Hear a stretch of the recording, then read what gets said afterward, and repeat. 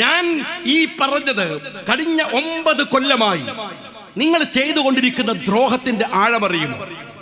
ഇത് പറയാനല്ലേ ഞങ്ങൾ ഇവിടെ നിൽക്കുന്നത്? ഇത് പറയാനല്ലേ ഞങ്ങൾ മുസ്ലിം ലീഗ് എന്ന പേര് വെച്ചത്? ഇത് പറയാനല്ലേ ഞങ്ങൾ പച്ചക്കൊടിയും പിടിച്ച് നടക്കുന്നത്? ഇത് പറയാനല്ലേ കായിദമില്ലത്ത് മുഹമ്മദ് ഇസ്മായിൽ സാഹിബ് അഭിമാനത്തോടെ ജീവിക്കണമെന്ന് പറഞ്ഞ് ഞങ്ങൾക്കൊരു പതാക തന്നേൽപ്പിച്ചു പോയത് അല്ലേ? ഞാൻ ചോദിക്കട്ടെ നിങ്ങളോട്, കഴിഞ്ഞ 9 കൊല്ലമായി കേരളത്തിലെ മുസ്ലിം സമുദായത്തിന് നിങ്ങൾ മനഃപൂർവ്വം നഷ്ടപ്പെടുത്തിയ നഷ്ടങ്ങളുടെ കണക്കൊന്ന് പറഞ്ഞേ പിണറായി വിജയ. നിങ്ങളെ പ്രകോപിപ്പിച്ചത് അതാണെന്ന് എനിക്കറിയാം. ആ ചോദിച്ചതാണ്. കാലിക്കറ്റ് യൂണിവേഴ്സിറ്റിയിൽ മാത്രം നിങ്ങൾ തിരുകി കയറ്റി നഷ്ടപ്പെടുത്തിയ മുസ്ലിം സംവരണത്തിന്റെ കണക്ക് പറയാൻ പറ്റുമോ? സാമ്പത്തിക സംവരണവാദിയായിരുന്നില്ലേ എം ശങ്കരൻ നമ്പൂതിരിപ്പാട്? ആയിരുന്നില്ലേ ഈ നാട്ടിലെ ഈഴവന്, ഈ നാട്ടിലെ ദളിതന് സാമ്പത്തിക സംവരണവാദം ഉന്നയിച്ച കമ്മ്യൂണിസ്റ്റ് പാർട്ടി? എന്നാൽ അത് നടപ്പിലാക്കിയത് ഏറ്റവും കൂടുതൽ പിണറായി വിജയന്റെ ഈ കാലത്താണ്. നിങ്ങൾ തയ്യാറുണ്ടെങ്കിൽ ഞാൻ എക്സ്പെർട്ടുകളെ കൊണ്ടുവരാം. കേരളത്തിലെ യൂണിവേഴ്സിറ്റികളിൽ നിങ്ങൾ SFI-കാരനെ നിങ്ങളുടെ തിരുകിക്കയറ്റി തകർത്ത സംവരണം ഒരു ഭാഗത്ത്, മറുഭാഗത്തോ സംവരണത്തെ പൂർണ്ണമായി അട്ടിമറിച്ചു തകർത്തിയ സംവരണം വേറെ ഒരു ഭാഗത്ത്. എന്തുമാത്രം വലിയ തകർച്ചയാണ് നിങ്ങൾ ഈ രാജ്യത്തുണ്ടാക്കിയത് എന്ന് നിങ്ങൾ എപ്പോഴെങ്കിലും ആലോചിക്കുന്നുണ്ടോ? ഇത് തിരിച്ചു പിടിച്ചു കൊടുക്കണ്ടേ? ഞാൻ ചോദിക്കുന്നത്, ഈ മലപ്പുറം എന്ന് പറയുന്ന ജില്ലയോട് നിങ്ങൾ കാണിക്കുന്ന അവഗണനയുടെ കണക്ക് ഞാൻ പറഞ്ഞു. താലൂക്കുകളുടെ, മണ്ഡലങ്ങളുടെ, വില്ലേജ് ഓഫീസുകളുടെ നിങ്ങൾ മനസ്സിലാക്കണം. ഈ മലപ്പുറത്തിന്റെ പകുതിയോളം ജനസംഖ്യയില്ലാത്ത ഒരു ജില്ലയിൽ അവിടുത്തെ വില്ലേജ് ഓഫീസുകൾ 250, 300 ആകുമ്പോ ഈ മലപ്പുറം ജില്ലയിൽ അത് 100 ചില്ലാനമാകുന്നതിന്റെ കണക്കെന്താണ്? എന്താ അതിന്റെ കണക്ക്? നിങ്ങൾ നിരന്തരമായി ഇവർക്ക് ഇവിടെ ഈ കഴിഞ്ഞ 9 കൊല്ലം എത്ര കോഴ്സുകൾ ഇവിടെ? ഞാൻ ചോദിക്കുന്നത്, ഈ സമുദായത്തിന് നിങ്ങൾ വളരെ പ്ലാൻ ചെയ്ത് നിങ്ങൾ കൊടുക്കുന്ന ഈ ആനുകൂല്യങ്ങളിൽ മയങ്ങുന്ന കുറെ ആളുകളെ വെച്ച് സമുദായത്തിന് മുഴുവൻ വില പറഞ്ഞു. നിങ്ങൾ കഴിഞ്ഞ 9 കൊല്ലം പലരെ നിങ്ങൾ മയക്കി കടത്തി. മുഖ്യമന്ത്രി ഒന്ന് വിളിക്കുമ്പോഴേക്കും തരളിതമായി പോകുന്ന ചില നേതൃത്വത്തെ നിങ്ങൾ അങ്ങ് കയ്യിലിട്ട് അമ്മാനമാടി കൊണ്ടു നടന്നു. പക്ഷെ ഒരു കാര്യങ്ങൾ മനസ്സിലാക്കിക്കോ, ആരൊക്കെ തരളിതമായി പോയാലും, ആരൊക്കെ രോമാഞ്ചം പിടിച്ച് വികാര വിജൃംഭിതമായാലും, സമുദായത്തിന് തലമുടിനാരുടെ അവകാശം നഷ്ടപ്പെട്ടു പോയാൽ അത് തിരിച്ചു പിടിക്കാൻ CHന്റെ മക്കൾ, വാഫക്കി തങ്ങളുടെ മക്കൾ, പൂക്കോയ തങ്ങളുടെ മക്കൾ, കായിദമില്ലത്തിന്റെ മക്കൾ ജാഗ്രതയോടെ ഇവിടെ ഉണ്ടാകും. അതിന് നിങ്ങൾ വർഗീയമെന്ന് വിളിച്ചാൽ, നിങ്ങൾ KM ഷാജിയെയും ലീഗിനെയും മാത്രം വർഗീയമെന്ന് പറഞ്ഞാൽ മതിയാവില്ല. മന്നത്ത് പത്മനാഭനെ വിളിക്കേണ്ടി വരും, മഹാനായ ഗുരുദേവനെ വിളിക്കേണ്ടി വരും, നിങ്ങൾ അയ്യങ്കാളിയെ വിളിക്കേണ്ടി വരും. ഞാനിന്ന് പറയുമ്പോൾ ചോദിച്ചു, പാർലമെന്റിൽ കഴിഞ്ഞ 2024 ജൂലൈയിൽ രാഹുൽ ഗാന്ധിയുടെ ഒരു ചോദ്യമുണ്ട്. ഹൽവ സെഷൻ പാർലമെന്റിൽ ഉണ്ടാകും, പ്രീ ബജറ്റ് വേളയിലാണത്. ആ സമയത്ത് രാഹുൽ ഗാന്ധി ചോദിക്കുന്നുണ്ട്, ഇങ്ങനെ നോക്കിയിട്ട് എവിടെയാണ് ഈ രാജ്യത്തിന്റെ 90%? എവിടെ? അവരെവിടെയാണ്? അവരെ കാണില്ലല്ലോ. 90% വരുന്ന SC, ST, മുസ്ലിങ്ങൾ, പിന്നോക്ക വർഗങ്ങൾ അവരെവിടെയാണ്? ഇവിടെ 2% പോലുമില്ല. 2 പേരുണ്ടായിരുന്നു ഇവിടെ, ഫോട്ടോയിൽ അവരില്ല. രാഹുൽ ഗാന്ധി വർഗീയവാദിയാ? രാഹുൽ ഗാന്ധി ഈ രാജ്യത്തിലെ പിന്നോക്ക വർഗങ്ങൾക്ക് വേണ്ടി സംസാരിച്ചവൻ വർഗീയവാദിയാ ആണോ? എം ശങ്കരൻ നമ്പൂതിരിപ്പാടിന്റെ ഭാഷയിലാവാം. ഞങ്ങൾക്ക് ഈ രാജ്യത്തിലെ പിന്നോക്ക വർഗങ്ങളുടെ അവകാശങ്ങൾക്ക് വേണ്ടി നിൽക്കുന്നത് മറ്റൊരു വിഭാഗത്തെയും വേദനിപ്പിച്ചുകൊണ്ടല്ല, ഏതെങ്കിലും ഒരു മുസ്ലിം ലീഗ് നേതാവിന്റെ. ഞാൻ ചോദിക്കട്ടെ, ഞാൻ മുസ്ലിം യൂത്ത് ലീഗിന്റെ, ഇത് നൗഷാദ് ഉണ്ടായിരുന്നല്ലോ, മുസ്ലിം യൂത്ത് ലീഗിന്റെ സംസ്ഥാന സെക്രട്ടറിയും പ്രസിഡന്റും ഒക്കെ ആയിരിക്കുമ്പോ അന്ന് സാദിഖ് അലി ശിഹാബ് തങ്ങൾ യൂത്ത് ലീഗിന്റെ പ്രസിഡന്റാണ്. ഞങ്ങൾ ആ സമയത്ത് ഞങ്ങൾ സമരം നയിക്കുമ്പോൾ ഒരു നിർണായകമായ ഘട്ടത്തിലാണ് ഞാൻ തെരഞ്ഞെടുപ്പിൽ മത്സരിക്കാൻ കണ്ണൂരിലേക്ക് പോകുന്നത്. യൂത്ത് ലീഗിന്റെ സംസ്ഥാന പ്രസിഡന്റാണ്. പലയിടത്തും യൂത്ത് ലീഗിന്റെ പ്രവർത്തകന്മാർ ഭീകരമായ പോരാട്ടങ്ങൾ അല്ലെങ്കിൽ ശാരീരിക ആക്രമണങ്ങൾ ഏറ്റുവാങ്ങുകയാണ്. ഇപ്പോഴും എനിക്ക് ഓർമ്മയുണ്ട്, അങ്ങ് മാഹിയുടെ അടുത്ത് കാസിംക പള്ളിയിലേക്ക് രാവിലെ പോവുകയാണ്.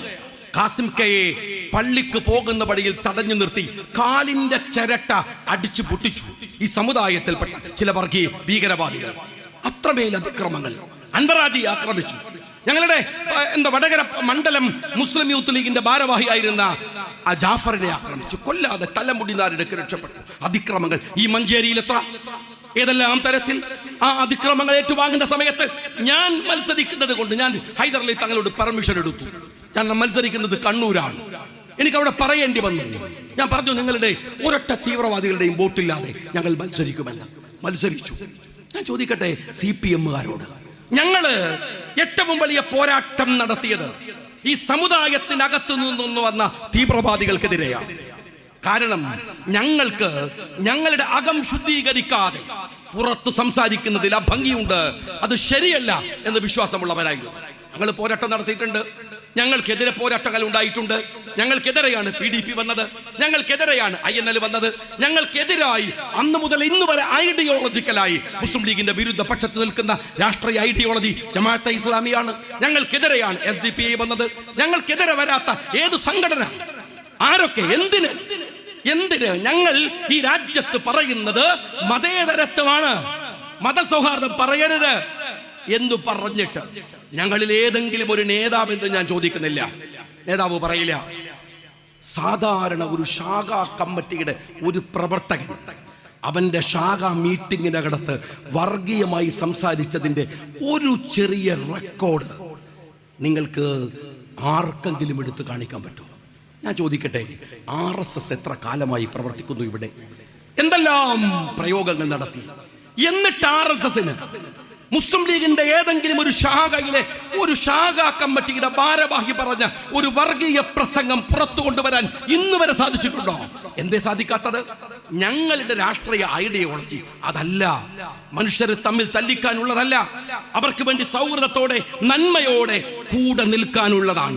ഒരു മുസ്ലിമിന് ഒരു സമുദായം എന്ന നിലക്ക് അവന്റെ അവകാശങ്ങൾ വേണമെന്ന് പറയുന്ന പോലെ തന്നെ അവൻ ഈ രാഷ്ട്രത്തിന് വേണ്ടി കൂടെ അതിന്റെ നിർമ്മാണത്തിൽ പങ്കാളിയാവേണ്ടവനാണ് എന്ന് പഠിപ്പിച്ചത് ജീവിതം കൊണ്ട് ഖായിദ് മില്ലത്ത് മുഹമ്മദ് ഇസ്മായിൽ സാഹിബാണ്. സ്വന്തം മകനെ ഇന്ത്യയുടെ പട്ടാളത്തിലേക്ക് പറഞ്ഞുവിടാൻ ഇന്ദിരാഗാന്ധിക്ക് കത്തെഴുതി കൊടുത്ത മനുഷ്യന്റെ പേരാണ് ഖായിദ് മില്ലത്ത് മുഹമ്മദ് ഇസ്മായിൽ സാഹിബ് എന്ന്, ലീഗിന്റെ നേതാവെന്ന്. അറിയോ നിങ്ങൾക്ക്? ഞങ്ങൾ അത്രമേൽ സുതാര്യതയോടെ കേരള രാഷ്ട്രീയത്തിൽ നിൽക്കുക ഞങ്ങളുടെ സമുദായത്തിന് വേണ്ടി പറഞ്ഞതാണ്. കുഴപ്പമെങ്കില് പിണറായി വിജയ, AK ബാലേട്ട, ഒരു കാര്യം മനസ്സിലാക്കിക്കോങ്ങള്, കൊക്കിലെ ശ്വാസം നിലക്കുന്നവരെ അത് പറഞ്ഞുകൊണ്ടേയിരിക്കും. നിന്നെപ്പോ AK ബാലൻ പിന്നെ എന്താന്ന് വെച്ചാൽ, ബാലേട്ടൻ്റെ ഒരു കുഴപ്പം എന്താ വെച്ചാൽ അദ്ദേഹം മറ്റ് CPM-കാരെ പോലെ ഒരു അപകടം പിടിച്ച ആളൊന്നുമല്ല. അത്രയൊന്നും ഈ ദുഷ്ടത കുറവാണെങ്കിലും വിവരക്കേട് കൂടുതലുള്ള ഒരാളാണ്. അതുകൊണ്ട് അദ്ദേഹം എന്താ ചെയ്യുക വെച്ചാൽ അദ്ദേഹം പിന്നെ ചിലപ്പോൾ സത്യം പറഞ്ഞു പോകും. അദ്ദേഹം ഇന്നലെ എനിക്കെതിരെ ആഞ്ഞടിക്കുമ്പോൾ പറയാണ്, 9 കൊല്ലം കൊണ്ട് മുസ്ലിം സമുദായത്തിന് നഷ്ടപ്പെട്ടത് ഭരണം കിട്ടിയാൽ തിരിച്ചു പിടിക്കുമെന്ന്. എന്റെ ബാലേട്ട, മുസ്ലിം സമുദായത്തിന് നഷ്ടപ്പെട്ടത് മാത്രമല്ല, കേരളത്തിന്റെ ഖജനാവിൽ നിന്ന് മുഖ്യമന്ത്രി അടക്കം അടിച്ചു മാറ്റി കൊണ്ടുപോയത് തിരിച്ചു പിടിക്കണം എന്നെ ഞങ്ങൾ പറയണത്. അതിന് കോംപ്രമൈസ് ഒന്നും പറ്റൂല, അതിനൊരു കോംപ്രമൈസും ഇല്ല. തിരിച്ചു കൊണ്ടുപോയി വെക്കണം. കേരളത്തിന്റെ ആരോഗ്യ മേഖലയിൽ, വിദ്യാഭ്യാസ മേഖലയിലൊക്കെ നഷ്ടപ്പെടുത്തിയത് തിരിച്ചു പിടിച്ചു കൊടുക്കാൻ തന്നെയാണ് ഞങ്ങള് രാഷ്ട്രീയമായി സംഘടിക്കുന്നു എന്ന് പറയുന്നത്. അത് മുസ്ലിം ലീഗിന്റെ വഴിയാണ്, രാഷ്ട്രീയമായ വഴിയാണ്. ആ വഴിയിലാണ് ഇന്ത്യയുടെ ജനാധിപത്യവും ഉള്ളത്. അതുകൊണ്ട് ഞാൻ ഒരൊറ്റ കാര്യം CPM-കാരോട് ചോദിക്കുന്നത്, നിങ്ങളിപ്പോ ഈ ഭൂരിപക്ഷ പ്രീണനത്തിന്റെ വലിയ തിരക്കിലാണ് നിങ്ങളെന്ന് ഞങ്ങൾക്ക് നന്നായിട്ട് അറിയാം, വളരെ കൃത്യമായിട്ട് ഞങ്ങൾക്കറിയാം. അതുകൊണ്ട് അതിന്റെ മറവില് ഭൂരിപക്ഷ പ്രീണനം, ഇപ്പൊ CPM പറയുന്ന ഒരു കാര്യപ്പെട്ട ന്യായം എന്താ അറിയോ? ഞാൻ അത് പറഞ്ഞു. എന്താ ന്യായം എന്നറിയങ്ങള്? BJP-യിലേക്ക് ഹിന്ദുക്കൾ പോവാതിരിക്കാൻ ഞങ്ങള് CPM പ്രവർത്തിക്കുന്നു എന്നാണ്. ഇവിടുത്തെ ഹിന്ദുക്കള് BJP-യിലേക്ക് പോവുകയാണെങ്കിൽ എൻ്റെ CPM-കാരാ അവരൊക്കെ വളരെ മോശക്കാരാണ് എന്നല്ലേ നിങ്ങൾ പറയുന്നത്?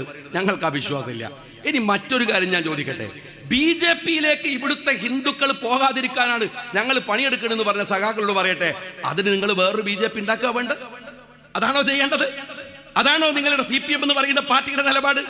BJP-യേക്കാൾ വലിയ വർഗീയത പറയുക, BJP-യേക്കാൾ വലിയ ന്യൂനപക്ഷ അതിക്രമങ്ങൾ നടത്തുക, BJP-ക്കെതിരെ അതിന് ഏറ്റവും വലിയ ആക്രമണങ്ങൾ നടത്തുക, ഇതാണോ നിങ്ങൾ ചെയ്യേണ്ടത്? അങ്ങനെ ചെയ്യുന്നു എന്ന് പറയുന്നത് ന്യായമാണോ? എനിക്ക് രസമുള്ള ഒരു കാര്യം അതല്ല. CPM-ന്റെ ചൊറി നമുക്ക് മനസ്സിലാവും. അവരുടെ ഒരു കാര്യം, അവർക്ക് മുസ്ലിം ലീഗിനെ കിട്ടില്ല എന്ന ഏകദേശം ബോധ്യം അവർക്ക് വന്നിട്ടുണ്ട്. അങ്ങനെ കിട്ടില്ല എന്ന് വന്നപ്പോ പിന്നെ ലീഗിനെ ആക്ഷേപിക്കുക, വർഗീയമെന്ന് പറയലാണ് സുഖം. ഷാജി വർഗീയവാദിയാണെന്ന് പറഞ്ഞാൽ പിന്നെ ഷാജി ഒന്നും മിണ്ടൂല എന്നവരെ വിചാരം, പേടിച്ചിട്ട് മിണ്ടാതിരിക്കുന്നതാണ്. ആ പേടിയൊന്നുള്ള ആളുകളല്ല മുസ്ലിം ലീഗുകാർ. വർഗീയത പറഞ്ഞിട്ട് ഞങ്ങളിപ്പോ ആദ്യമായിട്ട് കേൾക്കുകയാണ്. ഏത് CPM പറഞ്ഞപ്പോഴാണ് ഈ വർഗീയതാന്ന്. എന്റെ ചങ്ങായി 948 മുതൽ ഞങ്ങളിത് കേൾക്കാൻ തുടങ്ങിയതാണ്. കേട്ടിട്ട് തന്നെയാണ് ഞങ്ങൾ ഇവിടെ പ്രവർത്തിക്കാൻ തുടങ്ങിയത്. പ്രവർത്തിച്ചിട്ട് തന്നെയാണ് ഞങ്ങൾ എന്താണെന്ന് തെളിയിച്ചത്. അങ്ങനെ തന്നെയാണ് CPMകാരാ ഞങ്ങളെ ഒരു മുന്നണിയിൽ കൂട്ടാൻ വേണ്ടി ആഫീസിന് മുമ്പിൽ നിങ്ങളടക്കമുള്ളവർ കാത്തുകെട്ടിക്കിടക്കുന്ന പൊതുരാഷ്ട്രീയത്തിലേക്ക് ഞങ്ങൾ വന്നത് പ്രവർത്തിച്ചിട്ടു തന്നെയാണ്. CPMന്റെ രാഷ്ട്രീയം ഞങ്ങൾക്ക് മനസ്സിലാകും. വേറെ ചില ആൾക്കാർക്ക് അതിനേക്കാൾ വലിയ ചോർച്ചിലാണ്. എന്താ അവർ പറയുന്നത് വെച്ചാൽ, ഞാൻ പ്രസംഗിക്കുന്ന സമയത്ത് വളരെ കൃത്യമായിട്ട് ഞാൻ വളരെ കൃത്യമായിട്ടാണ് ഞാൻ ആ കാര്യങ്ങൾ പറഞ്ഞത് എന്ന് വെച്ചാൽ പ്രിയമുണ്ട്.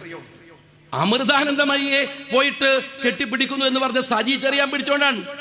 അമൃതാനന്ദമയിയുടെ രാഷ്ട്രീയത്തെ സ്വീകരിക്കുന്ന അല്ലെങ്കിൽ വിശ്വാസത്തെ സ്വീകരിക്കുന്ന എത്ര പേര് ഇവിടെ ഉണ്ട്? അവരൊക്കെ നന്നാക്കല ലീഗിന്റെ പണി. അവരോട് നിങ്ങൾ പോകരുതെന്ന് പറയല ലീഗിന്റെ പണി. അവരെ വിമർശിക്കലാണോ ലീഗിന്റെ പണി? അതല്ലല്ലോ. ആ വിശ്വാസം അവിടെ ഉണ്ട്. ആയിക്കോട്ടെ, എന്റെ പ്രശ്നം അതല്ല. ഈ സജി ചെറിയാൻ എന്ന് പറയുന്ന ഡിവൈഎഫ്ഐയുടെ നേതാവായിരുന്നു ഒരു 20 വർഷം മുമ്പ്. അന്ന് ഡിവൈഎഫ്ഐ കേരളത്തിൽ വിളിച്ച മുദ്രാവാക്യം അന്ധവിശ്വാസത്തിനും അനാചാരത്തിനും ആൾ ദൈവത്തിനുമെതിരെ എന്നാണ്. ആ ക്യാമ്പയിൻ നയിച്ച കക്ഷിയാണ്. എന്നിട്ട് ആൾ ദൈവങ്ങൾ എന്ന് പറഞ്ഞിട്ട് ആളുകളുടെ വീട്ടിലേക്ക് പോയിട്ട് നാട്ടിൽ കുഴപ്പവും പ്രശ്നങ്ങളും ഉണ്ടാക്കിയപ്പോ UDF ഗവൺമെന്റ് അങ്ങനെ മനുഷ്യരെ ഉപദ്രവിക്കാൻ പാടില്ല എന്ന് തീരുമാനിച്ചു. ഒരുപടി ഡിവൈഎഫ്ഐക്കാർക്ക് പരിക്ക് പറ്റി. ഡിവൈഎഫ്ഐക്കാരൻ പ്രസംഗം കേൾക്കുന്നുണ്ടെങ്കിൽ പതുക്കെ ഒന്ന് ബാക്കിൽ തപ്പിവെക്കാൻ മതി. പണ്ടത്തെ അടിയുടെ മുട ഇപ്പോഴും കിടക്കുന്നുണ്ടാവും അവിടെ. ഈ സജി ചെറിയാനും അടി കിട്ടിയിട്ടുണ്ട്. ആ സജി ചെറിയാൻ ഏത് ആൾ ദൈവത്തിനെതിരെ സമരം നടത്തി അടി കിട്ടിയ സജി ചെറിയാൻ അമൃതാനന്ദമയെ കെട്ടിപ്പിടിക്കാൻ പോകുമ്പോ ഞാൻ പറഞ്ഞാൽ അറിയോ, അമ്മേ സൂക്ഷിക്കണം, കള്ളനാണ് ഇവൻ, നിങ്ങൾക്കെതിരെ പ്രസംഗിച്ചോണ്ടാണ്. ഇപ്പോഴും ഉള്ളിൽ നേരുള്ളവനല്ല. ഇപ്പോഴും അവന്റെ മനസ്സിനകത്ത് സത്യല്ല, നിങ്ങളോടുള്ള സ്നേഹമല്ല, മറിച്ച് വോട്ടാണ്. അതുകൊണ്ട് സൂക്ഷിക്കണം എന്നാണ്. രണ്ടാമത് ഞാൻ പറഞ്ഞു, അമൃതാനന്ദമയെ കെട്ടിപ്പിടിക്കുമ്പോഴും നിങ്ങൾ യാറത്തിൽ പോയി മുണ്ടിട്ടാലും ആര്, ഞാൻ പറയുന്നത് സജി ചെറിയാനെ കുറിച്ചാണ്. അതിങ്ങനെ പറഞ്ഞു വന്നപ്പോൾ ഞാൻ അങ്ങനെ പറഞ്ഞു, കേരളത്തിലെ വലിയ മാറ്റങ്ങൾ ഉണ്ടാക്കിയിട്ടുള്ള ഒരുപാട് ആളുകളെ കുറിച്ച് പറഞ്ഞു. നിങ്ങൾ ആലോചിച്ച് നോക്ക്, ഈ ഒരു 10-20 കൊല്ലത്തിനിടയിൽ ഒരു സ്റ്റാഗ്നേഷൻ കേരളത്തിലെ മുസ്ലിം ഉമ്മത്തിനകത്ത് വരുത്താതെ ഈ കാലഘട്ടം സമുദായത്തിനകത്ത് വലിയ പിളർപ്പുകൾ ഉണ്ടായ കാലഘട്ടമാണ്. വലിയ പിളർപ്പുകൾ എല്ലാ വലിയ നവോത്ഥാന പ്രസ്ഥാനങ്ങൾക്കകത്ത് പോലും, വലിയ സാമുദായിക പ്രസ്ഥാനങ്ങൾക്കകത്ത് പോലും വലിയ തർക്കങ്ങളും പ്രശ്നങ്ങളും ഒക്കെ ഉണ്ടായി. ഒരു സ്റ്റാഗ്നേഷൻ ഈ പിളർപ്പ് കൊണ്ട് സമുദായത്തിന് ഉണ്ടായില്ല എന്നൊന്നും പറയാൻ ഞാനാണല്ല. ആ പിളർപ്പുകൾ ഉണ്ടാക്കിയിട്ടുണ്ട്. ആ സമയത്തും വലിയ സൂക്ഷ്മതയോടെ ഈ സമുദായത്തെ അതിന്റെ മുന്നോട്ടുള്ള പ്രയാണത്തെ ഗൗരവത്തോടെ കരുതലോടെ കൊണ്ടുപോയ ഒരു വലിയ മനുഷ്യരുണ്ട്. അത് നമുക്കറിയാം, ദാറുൽ ഹുദയുടെ ആദരണീയനായ നേതാവ് ബഹാവുദ്ദീൻ ഉസ്താദാണ്.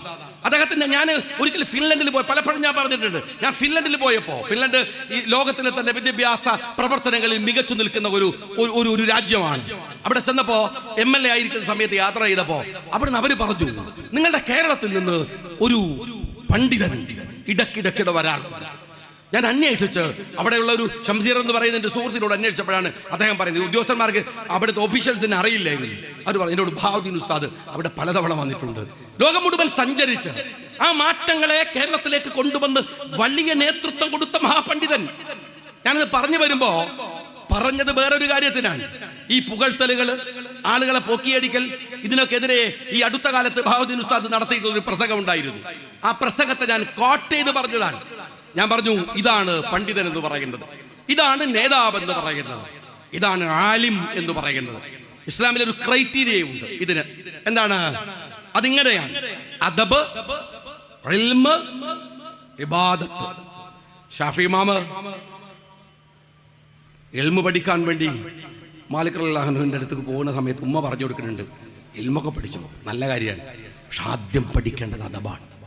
ഉമർ റളിയല്ലാഹുവിന്റെ അടുക്കല് ഒരു സഹാബി പ്രവാചകന്റെ കൂടെ തന്നെ ഉണ്ടായിരുന്ന ഒരാൾ സംശയം തീർക്കാൻ വേണ്ടി ധൃതി കാണിക്കുന്ന സമയത്ത്, ഞാൻ വിശദീകരിക്കല്ല, ഉമർ റളിയല്ലാഹു പറയുന്നുണ്ട്, ആദ്യം അദബ് പഠിക്ക്, എന്നിട്ട് മതി ഇൽമെന്നാണ്. ഇതൊരു ക്രൈറ്റീരിയയാണ്. ഞാൻ ഇതിങ്ങനെ പറഞ്ഞിട്ട് ഉസ്താദിന്റെ കാര്യമൊക്കെ പറഞ്ഞു. പിന്നെ എനിക്ക് മനസ്സിലായത്, ഞാൻ ബഹാവുദ്ദീൻ ഉസ്താദിനെ കുറിച്ച് പറഞ്ഞ ഈ നന്മകളല്ല വേറെ ചിലർ കേട്ടത് സജി ചെറിയാനെ വിമർശിച്ചതാണ്. അത് അവർക്ക് ഇഷ്ടമായില്ല, അതിഷ്ടമായില്ല. അതിന് കയറിയിട്ട് എന്നെ കുറിച്ചുള്ള ആക്ഷേപമാണ്. ഒരൊറ്റ കാര്യം ഞാൻ പറയാം, ഞാൻ കേരളത്തിലെ മഹാഭൂരിപക്ഷം വരുന്ന ഇവിടുത്തെ മുസ്ലിം സമൂഹവും സുന്നി ആശയത്തിൽ നിൽക്കുന്നവരാണ്. സുന്നി എന്നതൊരു ആശയമാണ്. സംഘടനാപരമായിട്ട് കുറേ പ്രസ്ഥാനങ്ങൾ സുന്നി പ്രസ്ഥാനത്തിനകത്തുണ്ട്. അത് ഓരോരുത്തരുടെയും ഇഷ്ടത്തിനനുസരിച്ച് സ്വീകരിക്കുന്നതാണ്. ഞാൻ സുന്നി ആവണോ, ഞാൻ എന്താവണോ എന്ന് തീരുമാനിക്കേണ്ടത് ഞാനാണ്. അതിന് ഏതെങ്കിലും ഒരുത്തൻ്റെ സർട്ടിഫിക്കറ്റ് KM ഷാജിക്ക് വേണ്ടാന്ന് നിങ്ങൾ മനസ്സിലാക്കി വെക്കണം. നല്ല അത് പറഞ്ഞിട്ട് വോട്ട് പോയി കളി എന്ന് പറഞ്ഞിട്ട് പേടിക്കണവരുണ്ടെങ്കിൽ ഓല പോയി പേടിപ്പിക്കണം. KM ഷാജിയെ അത് പറഞ്ഞിട്ട് പേടിപ്പിക്കാൻ വരരുത് എന്ന് ഞാൻ സ്നേഹപൂർവ്വം പറയാം. എനിക്കതിനെക്കുറിച്ച് യാതൊരു ഭയവുമില്ല. പറയാനുള്ളത് നേരുപോലെ പറയാൻ പഠിപ്പിച്ച നേതാക്കന്മാരുടെ ഒരു അനുയായിയായിട്ടാണ് മുസ്ലിം ലീഗിനകത്ത് ഞാൻ നിൽക്കുന്നത്. അങ്ങനെ നേര് പറയാതെ അനാവശ്യമായ ഡിപ്ലോമാറ്റിക് കോംപ്രമൈസുകൾ കൊണ്ട് നിൽക്കാൻ ഞങ്ങൾ കേരള രാഷ്ട്രീയത്തിൽ തീരുമാനിച്ചിട്ടില്ല. അങ്ങനെ നിൽക്കാൻ മുസ്ലിം ലീഗിന് പരിപാടിയില്ല. ഒരൊറ്റ കാര്യം കൂടെ ഞാൻ നിങ്ങളോട് പറയുന്നു. ഞാൻ നേരത്തെ പറഞ്ഞ പോലെ വിശ്വാസം എന്ന് പറയുന്നത് അതനുസരിച്ച് ജീവിക്കാനുള്ള അവകാശം നമുക്ക് എല്ലാവർക്കുമുണ്ട്. നിരീശ്വരവാദികൾക്ക് നിൽക്കാനും അവകാശമുണ്ട്. പക്ഷെ ഭരണകൂടം ഇവിടെ ഏതെങ്കിലും തരത്തിലുള്ള വോട്ടുകൾക്ക് വേണ്ടി അത്തരത്തിൽ വിനിയോഗിക്കാൻ, ന്യൂനപക്ഷങ്ങളെ ആക്രമിക്കാനും നിങ്ങൾ വന്നാൽ അതിനെതിരെ പ്രതിരോധിക്കാൻ ഞങ്ങൾക്ക് ബാധ്യതയുണ്ട്. അത് ഞങ്ങൾ നിർവഹിക്കും. മുസ്ലിം ലീഗിന്റെ ഉത്തരവാദിത്വവും അതാണ്. ഞാനിവിടെ നേരത്തെ ഉബൈദ് അദ്ദേഹത്തിന്റെ സ്വാഗത പ്രസംഗം മുതൽ, അദ്ദേഹത്തിന്റെ അധ്യക്ഷ പ്രസംഗം മുതൽ, സ്വാഗത പ്രസംഗം മുതൽ പറഞ്ഞൊരു കാര്യമുണ്ട്. പഞ്ചായത്ത് തെരഞ്ഞെടുപ്പ് വരികയാണ്. ആ തെരഞ്ഞെടുപ്പിന് സജ്ജമാകുമ്പോൾ നിങ്ങൾ ആലോചിക്കണം, നിങ്ങൾ മുസ്ലിം ലീഗ് രാഷ്ട്രീയ പാർട്ടി എടുക്കുന്ന രാഷ്ട്രീയ സമീപനങ്ങളുടെ അംഗീകാരം കൂടിയാണ് തെരഞ്ഞെടുപ്പ് എന്ന് പറയുന്നത്. ആ തെരഞ്ഞെടുപ്പ് രാഷ്ട്രീയത്തിനകത്ത് ഈ രാജ്യത്തിന്റെ പുരോഗതിക്ക് വേണ്ടി ഉറച്ചു നിന്നുകൊണ്ട്, അതിനുവേണ്ടി പൊരുതി നിന്നുകൊണ്ട്, ഈ രാജ്യത്തിന്റെ സൗഹൃദത്തിന് വേണ്ടി നിന്നുകൊണ്ട്, മുസ്ലിം ലീഗ് എന്ന ഐഡന്റിറ്റിയെ ഉയർത്തിപ്പിടിച്ചുകൊണ്ട് ഞാൻ ഇന്ന് അവരോട് ചോദിച്ച ഒരു ചോദ്യമുണ്ട്. ഞങ്ങൾ പിന്നെന്തിനാണ് ലീഗ് ആവുന്നത്? ഞങ്ങൾ പിന്നെന്തിനാണ് ഈ പച്ചക്കൊടി പിടിക്കുന്നത്? ഞങ്ങൾ എന്തിനാണ് ഖായിദ മില്ലത്ത് മുഹമ്മദ് ഇസ്മായിൽ സാഹിബ് ഹോണറബിൾ എക്സിസ്റ്റൻസ് എന്ന് പറഞ്ഞ അഭിമാനകരമായി നിന്റെ വിശ്വാസത്തിനകത്ത് നീ ഉറച്ചു വിശ്വസിച്ചുകൊണ്ട് മറ്റുള്ളവരെ ഉൾക്കൊണ്ടുകൊണ്ട്, ഇന്ത്യയുടെ സെക്യുലാരിസത്തിന് ഒരു പ്രത്യേകതയുണ്ട്. CPM-കാരാ തനിക്കത് അറിയില്ല. താൻ യൂറോപ്യൻ സെക്യുലാരിസത്തെ ഫോളോ ചെയ്യുന്നവനാണ്. അവിടെ സെക്യുലാരിസം മതനിരാസമാണ്. ഇന്ത്യയിലെ സെക്യുലാരിസം മതനിരാസമല്ല. എന്താണെന്ന് അറിയുമോ? എന്റെ മതത്തിനകത്ത് ഞാൻ വിശ്വസിക്കാം അഭിമാനത്തോടെ, എന്നാൽ മറ്റൊരു മതത്തെയും ആക്ഷേപിച്ചുകൊണ്ടാവരുത്, അത് തള്ളിപ്പറഞ്ഞുകൊണ്ടാവരുത്, അത് മറ്റൊരു മതത്തിന്റെ മുകളിലും കുതിര കയറിക്കൊണ്ട് ആവരുത്, അത്. അതാണ് മുസ്ലിം ലീഗ് എന്നും ഉയർത്തിയിട്ടുള്ള മുദ്രാവാക്യം. ഒരു മതത്തിനെതിരെയും ഒരു ഹിംസാത്മകമായി അല്ലെങ്കിൽ ഒരു മോശപ്പെട്ട പദപ്രയോഗം മുസ്ലിം ലീഗ് പ്രവർത്തകന്റെ ഏതെങ്കിലും ഒരു നാവിൽ നിന്ന് വന്നാൽ അവൻ ലീഗിനകത്തുണ്ടാവില്ലെന്ന് പറയുന്നത് സയ്യിദ് സാദിഖ് അലി ശിഹാബ് തങ്ങളാണ്. ഇന്ത്യൻ യൂണിയൻ മുസ്ലിം ലീഗിന്റെ പോളിസിയാണ്. ഒരു സംശയവും അക്കാര്യത്തിൽ വേണ്ട. മറ്റുള്ളവന്റെ സങ്കടം ഏറ്റെടുക്കുന്നവൻ ജാതി നോക്കാതെ, മതം നോക്കാതെ. പക്ഷേ രാജ്യത്തിലെ ഒരു കാനേഷുമാരി എന്ന നിലയ്ക്ക് ഞാൻ ഒരു കാര്യം കൂടെ പറയട്ടെ.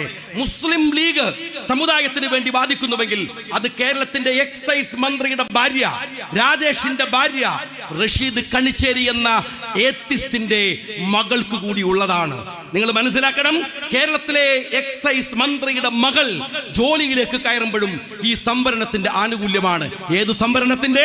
മുസ്ലിം സമുദായത്തിന് അനുവദിച്ച സംവരണത്തിന്റെ. എന്ന് പറഞ്ഞാൽ വിശ്വാസികളായ ആളുകൾ മാത്രം നിൽക്കുന്ന ഒരു കൂട്ടത്തിനെ അല്ല മുസ്ലിം ലീഗ് അഡ്രസ് ചെയ്യുന്നത്. സാമുദായികമായി അവർ ഈ രാജ്യത്തിന്റെ ഒരു അവയവമാണ്. അവർ കരുത്താർജിക്കണമെന്ന ലീഗിന്റെ പൊളിറ്റിക്കൽ ഐഡിയോളജിയാണ്. ഞാൻ ഒന്നുകൂടെ പറയട്ടെ പ്രവർത്തകന്മാരോട്, ഇത് മുസ്ലിം ലീഗിന്റെ രാഷ്ട്രീയ ഐഡിയോളജിയാണ്, ഇത് സാമുദായിക രാഷ്ട്രീയമാണ്. എന്നാൽ അതേപോലെ തന്നെ സ്വത്വബോധവും സ്വത്വ രാഷ്ട്രീയവും തമ്മിലുള്ള വ്യത്യാസം, പൊളിറ്റിക്കൽ ഇസ്ലാം എന്നതിനെ കുറിച്ചുള്ള വ്യത്യാസം കൃത്യമായ ബോധ്യത്തോടെ തന്നെ രാഷ്ട്രീയ നിലപാടുകൾ സ്വീകരിച്ച ഒരു പാർട്ടിയാണ് മുസ്ലിം ലീഗ് എന്ന് പറയുന്നത്. അതുകൊണ്ട് ലീഗ് രാഷ്ട്രീയ പാർട്ടിയുടെ ഐഡിയോളജിയെ അടുത്ത തലമുറയിലേക്ക് കൈമാറിക്കൊടുക്കാൻ നിങ്ങളുടെ ഈ ഓഫീസിൽ നിന്ന് സംവിധാനങ്ങൾ ഉണ്ടാവണം. അതിന് കഴിയണം.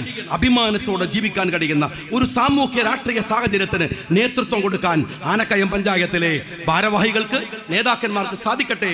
എല്ലാത്തിനെയും മറികടക്കാൻ കഴിയുന്ന മനോവൈകൃതത്താൽ കേരളം അനുദിനം വഷളായിക്കൊണ്ടിരിക്കുകയാണ്. പലപ്പോഴും കടുത്ത വർഗീയത കൊണ്ട് ഇടതുപക്ഷം എന്ന് പറയുന്നത് നമ്മൾ ഈ കാണുന്ന LDF എന്ന് പറയുന്ന പോലെയുള്ള ഒരു സ്ട്രക്ചറിനല്ല. കേരളം തന്നെ മനുഷ്യപക്ഷത്ത് നിൽക്കുന്ന ഒരിടതാണ്. കൽപ്പറ്റ നാരായണൻ ഈ അടുത്ത് എഴുതിയതുപോലെ എനിക്കിഷ്ടം രാഹുൽ ഗാന്ധിയുടെ ഇടതുപക്ഷമാണ് എന്ന് പറയുകയുണ്ട്. ഇടതുപക്ഷം എന്നത് മനുഷ്യപക്ഷത്ത് നിൽക്കുന്നവരാണെങ്കിൽ ഇവിടുത്തെ മുസ്ലിം ലീഗ്, ഇവിടുത്തെ കോൺഗ്രസ്, ഇവിടുത്തെ ഒരുപടി പാർട്ടികൾ, CPI വരെ നിൽക്കാവുന്ന ഇടതുപക്ഷത്തിലെ പാർട്ടികൾ ആ ഇടതു വികാരത്തിന്റെ കൂടെ നിൽക്കുന്നവരാണ്. ഇന്ന് KN കുഞ്ഞമ്മദിന്റെ ഒരു ഇന്റർവ്യൂ KN പറയുന്നുണ്ട്, ഇടതുപക്ഷമായിരുന്നു നമ്മളെങ്കിൽ ഇടതുപക്ഷത്തിനു ചേരാത്ത പലതും നാം ചെയ്തുകൊണ്ടേയിരിക്കുകയാണ്. വലതുപക്ഷത്തിന് പോലും വിചാരിക്കാൻ കഴിയാത്ത വൃത്തികേടുകൾ ഇടതുപക്ഷം കാണിച്ചുകൊണ്ടിരിക്കുകയാണ്. ഒരു മടിയുമില്ലാതെ. അതിന്റെ അംഗീകാരങ്ങൾ കിട്ടുന്നുണ്ട് കേരളത്തിന്. നിങ്ങൾ കണ്ടല്ലോ, മിനിഞ്ഞാന്ന് മുഖ്യമന്ത്രി ഡൽഹിയിലേക്ക് പോകുമ്പോ ആഭ്യന്തര മന്ത്രാലയത്തിൽ നിന്ന് ഇറങ്ങി വന്ന് മുഖ്യമന്ത്രിയോട് ചർച്ച ചെയ്യുന്നു. ആര്? അമിത്ഷാ. പത്രങ്ങൾ റിപ്പോർട്ട് ചെയ്യുന്നത് ആഭ്യന്തര മന്ത്രാലയത്തിന്റെ പുറത്ത് വിസിറ്റേഴ്സിനെ കാണുന്നത് ലോകരാഷ്ട്ര തലവന്മാരോടും പ്രതിനിധികളോട് പോലും അമിത്ഷാ ചെയ്തിട്ടില്ല എന്നാണ്. ലോകരാഷ്ട്രങ്ങളിൽ നിന്ന് വരുന്ന പ്രതിനിധികളോട് പോലും അമിത്ഷാ കാണിക്കാത്ത കാരുണ്യം ഇന്ത്യയിലെ ഇടതുപക്ഷത്തിന്റെ ഏക സ്റ്റേറ്റ് ഭരിക്കുന്ന CPM ഭരിക്കുന്ന കേരളത്തിലെ മുഖ്യമന്ത്രിയോട് എന്തേ കാണിക്കുന്നത്? അതിന്റെ രാഷ്ട്രീയം എന്താണ്? ആഭ്യന്തര മന്ത്രാലയത്തിൽ നിന്ന് അമിത്ഷാ പുറത്തു വന്ന് പിണറായിയെ കാണുന്നു. ഗഡ്കരി ഓഫീസിൽ നിന്ന് ഇറങ്ങി പിണറായിയെ ആദരിക്കുന്നു. പ്രൈം മിനിസ്റ്റർ മുഖ്യമന്ത്രിക്ക് വേണ്ട വിധത്തിൽ അദ്ദേഹത്തിന് സമയം കൊടുക്കുന്നു. ഇതെല്ലാം ഉണ്ട്. ഞാൻ ഈ അടുത്ത കാലത്ത് കേരളത്തിൽ വന്ന മാറ്റം ഞാനിങ്ങനെ ശ്രദ്ധിക്കുകയായിരുന്നു. അയ്യപ്പ സംഗമത്തിനകത്ത് കേരളത്തിന്റെ മുഖ്യമന്ത്രി പിണറായി വിജയന്റെ ഒരു പ്രസംഗമുണ്ട്. ഒരു ആധ്യാത്മിക പ്രസംഗം കേട്ടതുപോലെയാണ് അദ്ദേഹം അവസാനം നമുക്ക് തോന്നിയത്. എന്ത് ഗംഭീരമായ പ്രസംഗമായിരുന്നു. പിണറായി വിജയന്റെ ഒരുപാട് പ്രസംഗങ്ങളും ചീത്തവിളികളൊക്കെ നമ്മൾ കേൾക്കുന്നതാണല്ലോ. വലിയ ഒരു ആധ്യാത്മിക പ്രഭാഷണമായിരുന്നു അത്. അദ്ദേഹം പറയാണ്, നമ്മള് അദ്വൈതത്തിലേക്ക് മടങ്ങണം. ഞാൻ പറയട്ടെ, നല്ല കാര്യമാണ് അദ്ദേഹം പറഞ്ഞിട്ടുള്ളത്. അദ്ദേഹം അദ്വൈതത്തിലേക്ക് മടങ്ങുന്നതിനെ കുറിച്ച് ആലോചിക്കുകയാണ്. അങ്ങനെയെങ്കിലും അയാൾ ഒരു നല്ല മനുഷ്യനാവുകയാണെങ്കിൽ നമുക്ക് സന്തോഷമുള്ള കാര്യമാണ്. എന്നാൽ പിന്നെ നാട്ടിലെ കൊലയൊക്കെ നിന്ന് കിട്ടുമല്ലോ. കമ്മ്യൂണിസ്റ്റുകൾ മുഴുവൻ അതിലേക്ക് പോകുന്നതിൽ ഞങ്ങൾക്ക് വിഷമമൊന്നുമില്ല. കാരണം നല്ല കാര്യമാണ്, അദ്വൈതത്തിലേക്ക് പോകാൻ പോവുകയാണ്. പിണറായി വിജയന്റെ പ്രസംഗമാണ്. അതുകൊണ്ട് ഈ നാട്ടിലെ കൊലയും ഒക്കെ ഒരുപക്ഷെ അദ്ദേഹത്തിന് ഇങ്ങനെ ഒരു നിലപാട് നേരത്തെ വരുമായിരുന്നെങ്കിൽ TP കൊല്ലപ്പെടുമായിരുന്നില്ല. പക്ഷെ ഒരു കാര്യം CPM മനസ്സിലാക്കണം, കാക്ക കുളിച്ചാൽ കൊക്കാവില്ല. എഴുതി കൊടുത്ത പ്രസംഗം കൊണ്ട് അദ്വൈതത്തിലേക്ക് പോകാം, നിലപാടുകളിലേക്ക് പോകാം എന്ന് പിണറായി വിജയൻ വിചാരിക്കുന്നുവെങ്കിൽ നിങ്ങൾക്കത് സാധിക്കില്ല. കാരണം അത്രമേൽ നിങ്ങൾ ഈ ജനങ്ങളോട് തിരിച്ചു പറയേണ്ടുന്ന ഒരുപാട് രാഷ്ട്രീയമുണ്ട്. നിറകേടുകൾ എത്ര മനുഷ്യരുടെ ചോരയുണ്ട് നിങ്ങളുടെ കയ്യിൽ, എത്ര മനുഷ്യരുടെ സങ്കടമുണ്ട് നിങ്ങളുടെ കയ്യിൽ, എത്ര മനുഷ്യരുടെ പറ്റിച്ച പണമുണ്ട് നിങ്ങളുടെ കയ്യിൽ. ഞാൻ ഒരു കാര്യം മാത്രം നിങ്ങളോട് ചോദിക്കട്ടെ. ഞാൻ ഈ അടുത്ത് ഇന്ന് പത്രസമ്മേളനം നടത്തുമ്പോൾ ഞാൻ പറഞ്ഞു, ഈ വിശ്വാസവും സമുദായവും തമ്മിലൊരു വ്യത്യാസമുണ്ട്. വിശ്വാസവും സമുദായവും തമ്മിൽ വ്യത്യാസമുണ്ട്. എന്താ വ്യത്യാസം എന്നറിയോ നിങ്ങൾ? ഇപ്പോ ഒറ്റ ഉദാഹരണം ഞാൻ പറയാം. ദേവസ്വം ബോർഡ് മന്ത്രിയാണ് വാസവൻ വിശ്വാസിയാണോ? അല്ല. പക്ഷെ വാസവനെ എന്തിനാണ് മന്ത്രിയാക്കിയത്? വാസവൻ ആ സമുദായക്കാരനായതുകൊണ്ട് അയാളെ മന്ത്രിയാക്കുന്നു എന്നത് സാമുദായികമായ ഒരു താല്പര്യമാണ്. അതിന്റെ ദുരന്ത ഫലം എന്താണെന്ന് നിങ്ങൾക്കറിയുമോ? അതിന്റെ ദുരന്തഫലം എന്താണെന്ന് അറിയണമെങ്കിൽ നിങ്ങൾ എന്താണ് ശബരിമലയിൽ സംഭവിച്ചുകൊണ്ടിരിക്കുന്നത് എന്ന് നിങ്ങൾ പരിശോധിച്ചാൽ മതി. ശബരിമലയിൽ സംഭവിച്ചത് ഏറ്റവും അവസാനം എന്താണ്? വാസവനൊരു പ്രശ്നമില്ല. ശബരിമലയിൽ നിന്ന് സ്വർണം കളവ് പോയി, ചെറിയ കാര്യമാണ്. സ്വർണ്ണ പാളികൾ അടിച്ചുമാറ്റി. എങ്ങനെയാ വാസവന് പ്രശ്നം ഉണ്ടാവുക? നിങ്ങൾ ഇന്ന് കോടതിയിൽ രാവിലെ ചില ഊഹാഭോഹങ്ങൾ വന്നു. വൈകുന്നേരം കൃത്യമായി പറഞ്ഞു 123 പവൻ ഏകദേശം ആസിഡിൽ മുക്കി ഇവിടുന്ന് ശബരിമലയിൽ നിന്ന് കൊണ്ടുപോയ സ്വർണം, അടിച്ചു മാറ്റി കൊണ്ടുപോയ സ്വർണം നിങ്ങൾ മനസ്സിലാക്കണം. അത് 123 പവൻ അവിടുന്ന് ആസിഡിൽ മുക്കിയവർ വേർതിരിച്ചെടുത്തു. എന്നിട്ട് 50 പവൻ കൊണ്ട് ഈ പാളിയിൽ പൂശി. 50 പവൻ കൊണ്ട് പൂശിയതിന് ശേഷം 59 പവൻ പോറ്റി കൊണ്ടുപോയി. കോടതി ചോദിക്കുന്ന ഒരു ചോദ്യമുണ്ട്, നിങ്ങൾ ഈ ദേവസ്വം ബോർഡ് എന്ന് പറയുന്നത് 2019 നിങ്ങൾ എന്തിനാണ് ഈ സ്വർണ്ണപ്പാളി അങ്ങനെ എന്താണ് അത് സ്വർണ്ണപ്പാളി അല്ല എന്ന് രേഖപ്പെടുത്തിയത്? കോടതി അതിരൂക്ഷമായ വിമർശനം ഉന്നയിക്കുന്നുണ്ട്. എന്തിനാണ് സ്വർണ്ണപ്പാളി അല്ല എന്ന് നിങ്ങൾ പറഞ്ഞത്? 2019 ഈ ദേവസ്വം ആരുടെ കയ്യിലാണ്? വാസവന്റെ കയ്യിലല്ലേ? നിങ്ങളുടെ കയ്യിലല്ലേ? ഇടതുപക്ഷത്തിന്റെ കയ്യിലല്ലേ? നിങ്ങൾ ഈ സ്വർണം അടിച്ചു മാറ്റി കൊണ്ടുപോകുമ്പോ ഇടതുപക്ഷത്തിന് പ്രയാസമില്ലാത്തത്. ഇനി ഞാൻ ചോദിക്കുന്ന ഒരു കാര്യം, ഉണ്ണികൃഷ്ണൻ പോറ്റിയാണ് ഈ സ്വർണം അടിച്ചു മാറ്റിയത് എന്ന് നിങ്ങൾ വിചാരിക്കുന്നുണ്ടോ? ശബരിമല പോലെ ഇത്രമേൽ ക്രമീകരണങ്ങളുള്ള, കൃത്യമായി അവിടെ വരുന്ന കോടിക്കണക്കിന് രൂപയെ ദേവസ്വം ബോർഡിലേക്ക് വഴിതിരിച്ചു വിടാൻ സിസ്റ്റമുള്ള, എത്രയോ വലിയ വിശ്വാസികൾ, വലിയ ആളുകൾ നേതൃത്വം കൊടുക്കുന്ന ഒരു സംവിധാനത്തിനകത്ത് നിന്ന് പോറ്റി മാത്രം ഇത് കൊണ്ടുപോയി എന്ന് വിചാരിക്കുന്നുണ്ടോ? അറിയാത്ത ഒരു കാര്യം വളരെ നിഷ്കളങ്ക ബാബേനെ ഞാൻ ചോദിക്കട്ടെ, ഈ സ്വർണവും പിണറായിയും തമ്മിൽ എന്താ ബന്ധം? നിങ്ങൾ കയറിയത് മുതൽ കേൾക്കാൻ തുടങ്ങിയതാണല്ലോ സ്വർണം. ഡിപ്ലോമാറ്റിക് ചാനലിൽ സ്വർണം വരുന്നു, സ്വർണം കടത്തുന്നു.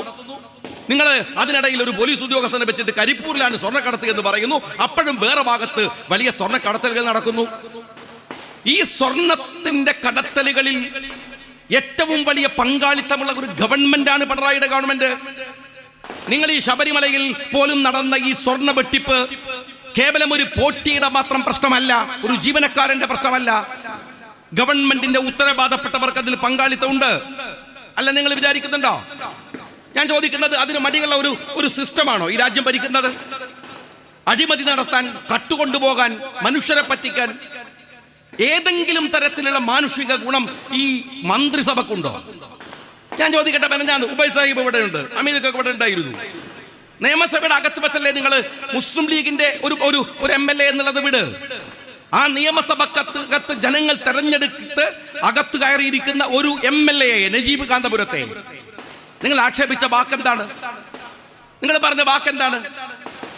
അദ്ദേഹത്തിന് ഒരു ഉയരക്കുറവിനെ നിങ്ങൾ ഒരു വലിയ ആക്ഷേപമായി, ബോഡി ഷെയ്മിംഗ് എന്ന് പറഞ്ഞാൽ എന്താണ്? കേരളത്തിലൊക്കെ കുറെ സാംസ്കാരിക നായകന്മാരുണ്ടല്ലോ, എന്തെങ്കിലുമൊക്കെ വർത്തമാനം പറയുമ്പോഴേക്ക് ചാടി ഇറങ്ങി പുറപ്പെടുന്ന സാംസ്കാരിക നായകന്മാർ. എവിടെ അവരൊക്കെ? എവിടെയാ ഉള്ളത്? കേരളത്തിലെ ആരോഗ്യമന്ത്രി മുഖ്യമന്ത്രിയെ പുകഴ്ത്തി സ്ഥാനമാനങ്ങൾ വാങ്ങിയെടുത്ത കഴിവുകെട്ട 10 റുപ്പികയുടെ നിലവാരമില്ലാത്ത കേരളത്തിന്റെ ആരോഗ്യമന്ത്രിയില്ലേ? ആ ആരോഗ്യമന്ത്രിയെ കുറിച്ച് വിമർശിക്കുന്നതിനിടയിൽ നമ്മൾ വളരെ കൊളോക്കിയലായിട്ട് പറയുന്ന ഒരു വാക്കാണ്, ഇതെന്തൊരു സാധനമാണ് എന്ന് നമ്മൾ പറയൂ. ആ വാക്ക് പറഞ്ഞതിന് എന്നെക്കൊള്ള ചാടിയ ഇവിടുത്തെ കുറെ ആളുകളില്ലേ?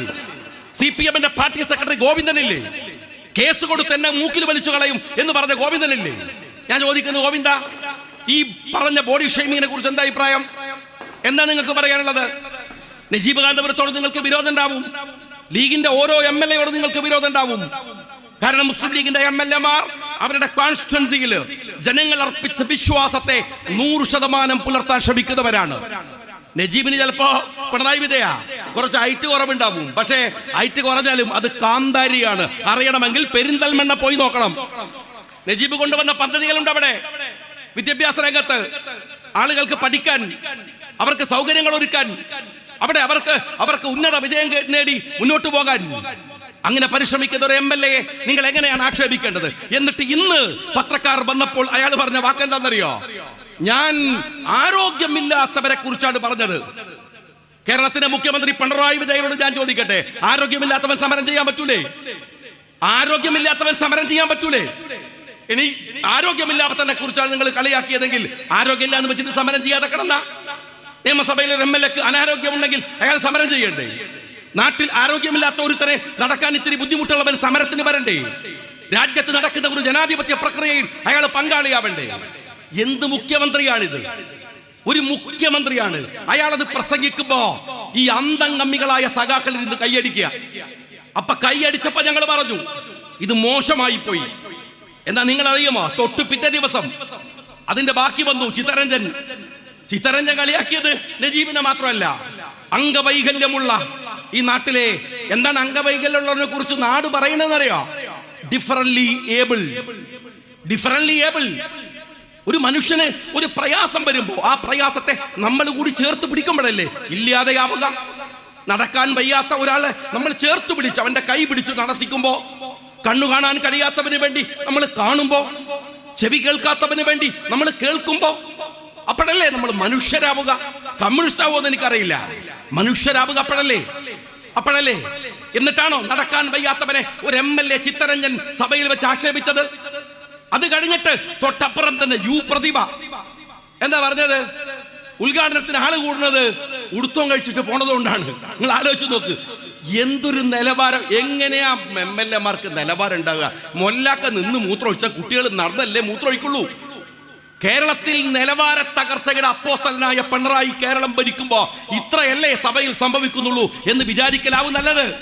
നിങ്ങൾ ആലോചിച്ച് നോക്കണം, എത്ര മോശമായി, എത്ര മ്ലേച്ഛമായി കേരളത്തിലെ ഒരു മുഖ്യമന്ത്രി പരസ്യമായി ഒരു സമൂഹത്തെ ആക്ഷേപിക്കുക, അപമാനിക്കുക, പരിഹസിക്കുക. എന്നിട്ട് ഇവിടുത്തെ സാംസ്കാരിക നായകന്മാർ ഒരു മുണ്ടാട്ടവും ഇല്ല, ഒരു വർത്താനവും ഇല്ല, അവരൊന്നും അറിഞ്ഞ മട്ടില്ല. ഞാൻ ചോദിക്കട്ടെ, നിങ്ങൾക്ക് ഉമ്മൻചാണ്ടി ഓർമ്മയുണ്ടോ സഖാക്കളെ? ഉമ്മൻചാണ്ടി അന്ന് ഡോക്ടർ മുനീർ സാഹിബാണ് കേരളത്തിലെ സാമൂഹ്യനീതി മന്ത്രി. സോഷ്യൽ വെൽഫെയർ എന്നായിരുന്നു പേര്. ആ പേര് സോഷ്യൽ വെൽഫെയർ. എന്നിട്ട് അതിനെ മുനീർ സാഹിബ് പേര് മാറ്റുന്ന സമയത്ത് ഞങ്ങളൊക്കെ അന്ന് നിയമസഭയിലുണ്ട്. ഞങ്ങൾ ചോദിക്കുന്നു, എന്തുകൊണ്ടാണ് അങ്ങനെ ഒരു പേരുമാറ്റൽ? അവര് പറഞ്ഞു, അന്ന് ഗവൺമെന്റിന്റെ ഒരു നിലപാട് വ്യക്തമാക്കിക്കൊണ്ട് സഭയിൽ മുനീർ സാഹിബ് നടത്തിയ ഒരു പ്രസംഗമുണ്ട്. ഉമ്മൻചാണ്ടി എൻഡോസ് ചെയ്ത ഒരു പ്രസംഗം. അതിൽ അദ്ദേഹം പറയുന്നുണ്ട്, അങ്ങനെ അവരുടെ വെൽഫെയർ ഒന്നുമല്ല, നമ്മളെന്തോ ഒരു കാരുണ്യം ഈ നാട്ടിലെ വികലാംഗർക്ക് ചെയ്തു കൊടുക്കുകയാണ്, അല്ലെങ്കിൽ ഡിഫറൻറ്റ്ലി ഏബിളായ ആളുകൾക്ക് ചെയ്തു കൊടുക്കുകയാണ്. അങ്ങനെ ഒരു കാരുണ്യം പറ്റേണ്ടവരൊന്നുമല്ല അവര്. അതവരുടെ അവകാശമാണ്, അവരുടെ നീതിയാണ്. അതുകൊണ്ട് സോഷ്യൽ ജസ്റ്റിസ് എന്ന് ആ സർക്കാർ അതിന്റെ നല്ല പേര് മാറ്റി. അതൊരു കാഴ്ചപ്പാടാണ്. അന്ന് ഉമ്മൻചാണ്ടി സാറ് മുനീർ സാഹിബിന് ഏറ്റവും കൂടുതൽ ഫണ്ട് കൊടുത്ത ഒന്ന് നിങ്ങൾക്കറിയാം, കോക്ലിയർ ഇംപ്ലാന്റേഷൻ ആണ്. നമ്മുടെ മക്കൾ ചിലപ്പോൾ നിങ്ങൾ കാണുന്നില്ലേ, നമ്മുടെ നാട്ടിലൊക്കെ സംസാരിക്കാൻ കഴിയാത്ത കുറെ ആളുകൾ, പാവങ്ങൾ അല്ലേ, ചെറിയ കുഴപ്പം കൊണ്ട് അത് പരിഹരിക്കാൻ കഴിയുന്നത്. ചെറിയ ഒരു വയസ്സിൽ 10 അല്ലെങ്കിൽ ഒരു 5 വയസ്സിൽ ഒരു 15 വയസ്സിന്റെ മുമ്പ് സംസാരിക്കാനാവില്ല എന്ന് നിങ്ങൾ കണ്ടുപിടിച്ചാൽ 99% അത് കോക്ലിയറിന്റെ പ്രശ്നമാണ്. ആ കോക്ലിയർ ഇംപ്ലാന്റ് ചെയ്യാൻ ഒരു ഗവൺമെന്റിന്റെ പോളിസിയുമായി വന്നു ഒരു മുഖ്യമന്ത്രി. അതിനുവേണ്ടി നേതൃത്വം കൊടുത്തു കുഞ്ഞാലിക്കുട്ടി സാഹിബ് അടക്കമുള്ള മുസ്ലിം ലീഗിന്റെ നേതൃത്വം, മന്ത്രിമാർ. സാമൂഹ്യ പ്രതിബദ്ധത അതാണ്. ജനങ്ങൾക്ക് വേണ്ടി നിൽക്കുന്നു എന്ന് പറയുന്ന അതാണ്. അല്ലാതെ ഡിപ്ലോമാറ്റിക് ചാനലിൽ നിന്ന് സ്വർണം അടിച്ചു മാറ്റി ആ എക്സ്പീരിയൻസ് കൊണ്ടുപോയി ശബരിമലയിലെ സ്വർണവും അടിച്ചു മാറ്റി അതിന്റെ സുഖലോലുപതയിൽ കുറെ അണികളെയും കൂടെ നിർത്തിയിട്ട് ഈ ഗുണ്ടായിസം പരിപാടി നടത്തുന്ന ഏർപ്പാടല്ല മുഖ്യമന്ത്രി ഭരണം എന്ന് പറയുന്നത്. രാജ്യത്തെ നയിക്കുക എന്ന് പറയുന്നത് മനുഷ്യർക്ക് വേണ്ടിയാവണം. അതിന് കഴിയേണ്ടതില്ലേ? അതിന് കഴിയുന്നതിന് പകരം നിങ്ങൾ മറ്റുള്ളവർ ആക്ഷേപിച്ച, ഞാൻ ദീർഘമായിട്ട് പറയുന്നില്ല, എന്നെ കുറിച്ച് 2-3 ദിവസമായി ഞാനത് വളരെ കൃത്യതയോടെ ഞാനത് പറഞ്ഞു പോയത് കൊണ്ട് വിശദീകരിക്കാൻ ഞാൻ നിൽക്കുന്നില്ല. ബഹുമാനായ കുഞ്ഞാലിക്കുട്ടി സാഹിബ് നേരത്തെ അവിടുന്ന് പറഞ്ഞു, ഞങ്ങള് വളരെ കൃത്യമായി ഈ നാട്ടിൽ സൂക്ഷിച്ച് നിർവഹിക്കുന്ന ഒരു ഉത്തരവാദിത്തമാണ് രാഷ്ട്രീയ പ്രവർത്തനം. എന്തുകൊണ്ടെന്നറിയുമോ? നിങ്ങൾ എപ്പോഴും അപകടപ്പെടുത്താൻ ഇടമുള്ള ഒരു മേഖലയാണ് ഞങ്ങൾ കൈകാര്യം ചെയ്യുന്നത് എന്ന് ഞങ്ങൾക്കറിയാം. അതുകൊണ്ട് വളരെ സൂക്ഷ്മതയോടെ. നിങ്ങൾക്കറിയുമോ, ഈ മൈനോറിറ്റി എന്ന് പറയുന്നത്, ആ മൈനോറിറ്റി ഇന്ത്യയുടെ മാത്രം പ്രശ്നമല്ല. ലോകത്തിലെ എല്ലാ രാജ്യങ്ങളിലും മൈനോറിറ്റി ഉണ്ട്. ഭാഷാ മൈനോറിറ്റി ഉണ്ട്, മതപരമായ മൈനോറിറ്റി പലതരത്തിലുണ്ട്. ഇവരെയൊക്കെ ബാധിക്കുന്ന പ്രശ്നങ്ങൾ പലതരത്തിലുണ്ട്. UN ചാർട്ടറുകൾ പരിശോധിക്കും നിങ്ങൾ. ആ UN ചാർട്ടറുകളിൽ പറയുന്നുണ്ട് എങ്ങനെയാണ് മൈനോറിറ്റിയെ ക്രിയേറ്റീവായി പരിവർത്തിപ്പിച്ചെടുക്കേണ്ടത്. നിങ്ങൾ മനസ്സിലാക്കണം, മുല്ലപ്പൂ വിപ്ലവം കഴിഞ്ഞ് ആ രാജ്യത്ത് നിന്ന് ഒരു പ്രതിനിധി അഹമ്മദ് സാഹിബിനെ വന്ന് കാണുന്നുണ്ട്. അഹമ്മദ് സാഹിബിനോട് ചോദിക്കുന്നുണ്ട്, നിങ്ങൾ ഇന്ത്യൻ യൂണിയൻ മുസ്ലിം ലീഗിന്റെ കർമ്മപദ്ധതികളെ, പ്രവർത്തന മണ്ഡലങ്ങളെ പഠിക്കാൻ വന്നവരാണ്. എന്തിനാ പഠിക്കാൻ വരുന്നത്? ഇത് യുണീക്കായ, ലോകത്തിൽ ഒരിടത്തും കാണാത്ത, രാഷ്ട്രത്തോട് ചേർന്ന് നിൽക്കുന്ന ഒരു കർമ്മ രീതിയാണ് മുസ്ലിം ലീഗ്. അങ്ങനെയാണ്. ഇതാ ഈ നേരത്തെ നേതാക്കന്മാർ പറഞ്ഞല്ലോ, ഈ ആനക്കയത്ത്, ഈ മലപ്പുറത്തിന്റെ പ്രാന്തഭാഗങ്ങളിൽ ഞങ്ങളുടെ പ്രിയപ്പെട്ട നേതാവ് CH മുഹമ്മദ് കോയ സാഹിബ് പ്രസംഗിച്ചു തുടങ്ങുന്ന ഒരു സമയമുണ്ട്. ആ മാപ്പിളയോടാണ് സംസാരിക്കുന്നത്. ഏതു മാപ്പിള? മലബാർ കലാപത്തിന്, മലബാർ സമരത്തിനു ശേഷം മുറിവേറ്റു നിൽക്കുന്ന, സങ്കടങ്ങൾ മാത്രം ബാക്കിയുള്ള, നേരത്തെ കുഞ്ഞാലിക്കുട്ടി സാഹിബ് പറഞ്ഞ പോലെ മറ്റു അന്തമാൻ നിക്കോബാർ ദ്വീപുകളിലേക്ക് നാടുകടത്തപ്പെട്ട അവരുടെ മക്കൾ, അവരുടെ ഭാര്യമാർ, അവരുടെ സഹോദരന്മാർ മുറിവേറ്റ മനസ്സുമായി ജീവിക്കുന്ന 40-കൾ 50-കൾ 60-കൾ അവിടെയാണ് മുസ്ലിം ലീഗ് അതിന്റെ പ്രവർത്തനം ആരംഭിക്കുകയാണ്. CH അവരോട് പറഞ്ഞത്, ഇത് നിങ്ങളുടെ നാടാണ്, നിങ്ങളുടെ നാട്, നിങ്ങൾക്ക് അവകാശങ്ങൾ ചോദിക്കാൻ അവകാശമുണ്ട്. ഒപ്പം നിങ്ങൾ ഈ രാജ്യത്തിന്റെ കർമ്മപദങ്ങളിൽ പങ്കാളികളാവണം. ഈ രാജ്യത്തിന്റെ പുരോഗമനത്തിൽ നിങ്ങളുടെ പങ്കാളിത്തം ഉണ്ടാവണം. നിങ്ങൾ വെറും അവകാശം ചോദിക്കുന്നവർ മാത്രമാവരുത്, ഉത്തരവാദിത്തങ്ങൾ നിർവഹിക്കേണ്ടവരാവണം. റോഡ് ഉണ്ടാക്കിക്കോളൂ, പാലമുണ്ടാക്കിക്കോളൂ, സ്കൂൾ ഉണ്ടാക്കിക്കോളൂ എന്ന് പറഞ്ഞവരെ പഞ്ചായത്തുകളിൽ മത്സരിപ്പിച്ച്, നിയമസഭയിൽ മത്സരിപ്പിച്ച്, പാർലമെന്റിൽ മത്സരിപ്പിച്ച് ഉത്തരവാദിത്ത ബോധമുള്ളവരാക്കി മാറ്റിയത് അവർ കേവലം രാജ്യത്തിന്റെ പുരോഗതിയിൽ കൂടെ പങ്കാളികളാവുന്നത് വഴി ഈ നാട്ടിലെ എല്ലാ സമുദായങ്ങളുമായി അവർക്ക് സംസാരിക്കാൻ, സംവദിക്കാൻ, ഇടപെടാൻ അവസരമുണ്ടാകുന്ന രാഷ്ട്രീയ പ്രക്രിയയുടെ ഭാഗമായിട്ടാണ്. നിങ്ങൾ UN ചാർട്ടറിൽ പറയുന്ന ഒരു കാര്യമുണ്ട്, മൈനോറിറ്റി സംഘടിക്കുമ്പോ മൈനോറിറ്റി അവർക്ക് ആത്മവിശ്വാസം ഉണ്ടാകും വിധത്തിലും, എന്നാൽ അതുപോലെ രാജ്യത്തിന്റെ പുരോഗതിയിലും ഒരുപോലെ ഉത്തരവാദിത്തം നിർവഹിക്കുന്നവരാവണം. വളരെ കൃത്യതയോടെ അന്താരാഷ്ട്ര തലത്തിൽ പോലുമുള്ള UN വ്യവസ്ഥിതികളെ പോലും ആ ചാർട്ടറുകൾ വരുന്നതിന് മുമ്പ് തന്നെ അത് പ്രയോഗവൽക്കരിച്ച ഒരു രാഷ്ട്രീയ പാർട്ടിയാണ് മുസ്ലിം ലീഗ്. എന്തുകൊണ്ടെന്നാൽ ലോകത്തിലെ എല്ലാ മൈനോറിറ്റിയും, അത് ഇന്ത്യയിൽ മുസ്ലിങ്ങളാണെങ്കിൽ പാകിസ്ഥാനിൽ ഹിന്ദുക്കളാണ്, ബംഗ്ലാദേശിൽ ഹിന്ദുക്കളാണ്, ലോകത്തിൽ ക്രിസ്ത്യൻ രാജ്യങ്ങളിൽ മറ്റു മതസ്ഥരാണ്, ഒരുപാട് രാജ്യങ്ങളിൽ, നേപ്പാളിൽ അത് മറ്റു മതസ്ഥരാണ്, ഒരുപാട് രാജ്യങ്ങളിൽ. ഈ മൈനോറിറ്റിയുടെ സൈക്കോളജി മനഃശാസ്ത്രപരമാണ്. പരിശോധിച്ചാൽ അതൊരു തരം ഇൻസെക്യൂറാണ്, ഒരു ചെറിയ ഭയം. അവരെ എപ്പോഴും അപകടപ്പെടുത്താം. തീവ്രവാദികൾ അവർക്ക് വേണ്ടി സംസാരിക്കും, നിങ്ങൾ ഒറ്റക്കാണ് കേട്ടോ, സൂക്ഷിക്കണം, ആയുധമെടുത്ത് പിടിച്ചോളൂ, മറ്റുള്ളവർ നിങ്ങളെ വന്ന് ആക്രമിക്കാൻ സാധ്യതയുണ്ട്. എന്നിട്ട് അവർ ആയുധ സജ്ജരായി നിൽക്കുക. മൈനോറിറ്റി നിരന്തരമായ ഒരു തലവേദനയായി ആ രാജ്യത്ത് നിൽക്കുക. ഇത് വളരെ ഗൗരവത്തോടെ തിരിച്ചറിഞ്ഞു ഖായിദ മില്ലത്ത് മുഹമ്മദ് ഇസ്മായിൽ സാഹിബ്, വാഫക്കി തങ്ങൾ, പൂക്കോയ തങ്ങൾ, അങ്ങനെ തുടങ്ങിയ ലീഗിന്റെ നിര. അവര് പറഞ്ഞു, നിങ്ങൾ സംഘടിച്ചു നിൽക്കുക. വിശ്വാസികളാണല്ലോ അവർ, അതുകൊണ്ട് പറഞ്ഞു അവരുടെ മേൽ അള്ളാഹുവിന്റെ അനുഗ്രഹം ഉണ്ടാകും. വിശ്വാസത്തെ തന്നെ ചേർത്ത് പിടിച്ച് അവരെ രാഷ്ട്രീയപരമായി സംഘടിപ്പിച്ച് രാജ്യത്തിന്റെ പുരോഗമനത്തിൽ പങ്കാളികളാക്കി മാറ്റുന്നതിലാണ് മുസ്ലിം ലീഗ് അതിന്റെ ഏറ്റവും വലിയ സൂക്ഷ്മത ഉണ്ടാക്കിയത്. വർഗീയമായി പറയുന്നവരെ കുറിച്ച് വലിയ ഗൗരവത്തോടെ ലീഗ് നേതാക്കന്മാർ പഠിപ്പിച്ചു. ഒരു തരത്തിലും വർഗീയമായി ചിന്തിക്കരുത്, പ്രവർത്തിക്കരുത്, അങ്ങനെ ചിന്തിക്കാൻ കഴിയരുത്. എവിടെയാണ്? മുസ്ലിം ലീഗിന്റെ ഒരുപാട് ശാഖകളുണ്ട്. CH സെന്റർ പോലെ നിരവധി തരത്തിലുള്ള ശാഖകൾ മുസ്ലിം ലീഗിനുണ്ട്. എവിടെയെങ്കിലും അത്തരത്തിലൊരു പരാമർശത്തെ കാണിക്കാൻ ഇന്നുവരെ ആർക്കും കഴിയാത്ത വണ്ണം മുസ്ലിം ലീഗ് സൂക്ഷ്മതയോടെ സമുദായത്തിനകത്ത് നിന്ന് വരുന്ന അപകടകരമായ വർഗീയ നീക്കങ്ങളെ പലരും പറഞ്ഞപ്പോഴും കോംപ്രമൈസ് ഇല്ലാതെ മുസ്ലിം ലീഗ് അവരെ എതിർത്തു.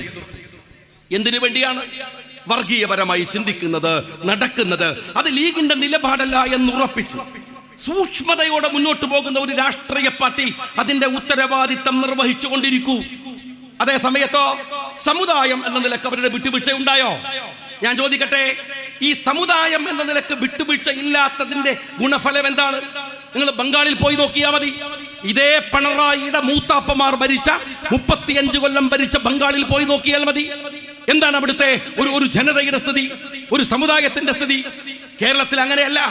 കേരളത്തിൽ മുസ്ലിം ലീഗ് മാത്രമല്ല, എല്ലാ സമുദായ സംവിധാനങ്ങളും അവരുടെ പുരോഗതിക്ക് വേണ്ടി പ്രവർത്തിക്കുകയും എന്നാൽ രാജ്യത്തിനു വേണ്ടി പ്രവർത്തിക്കുകയുമായി. മഹാനായ ശ്രീനാരായണ ഗുരുദേവൻ ഈഴവന്മാരെ ശാക്തീകരിച്ചു.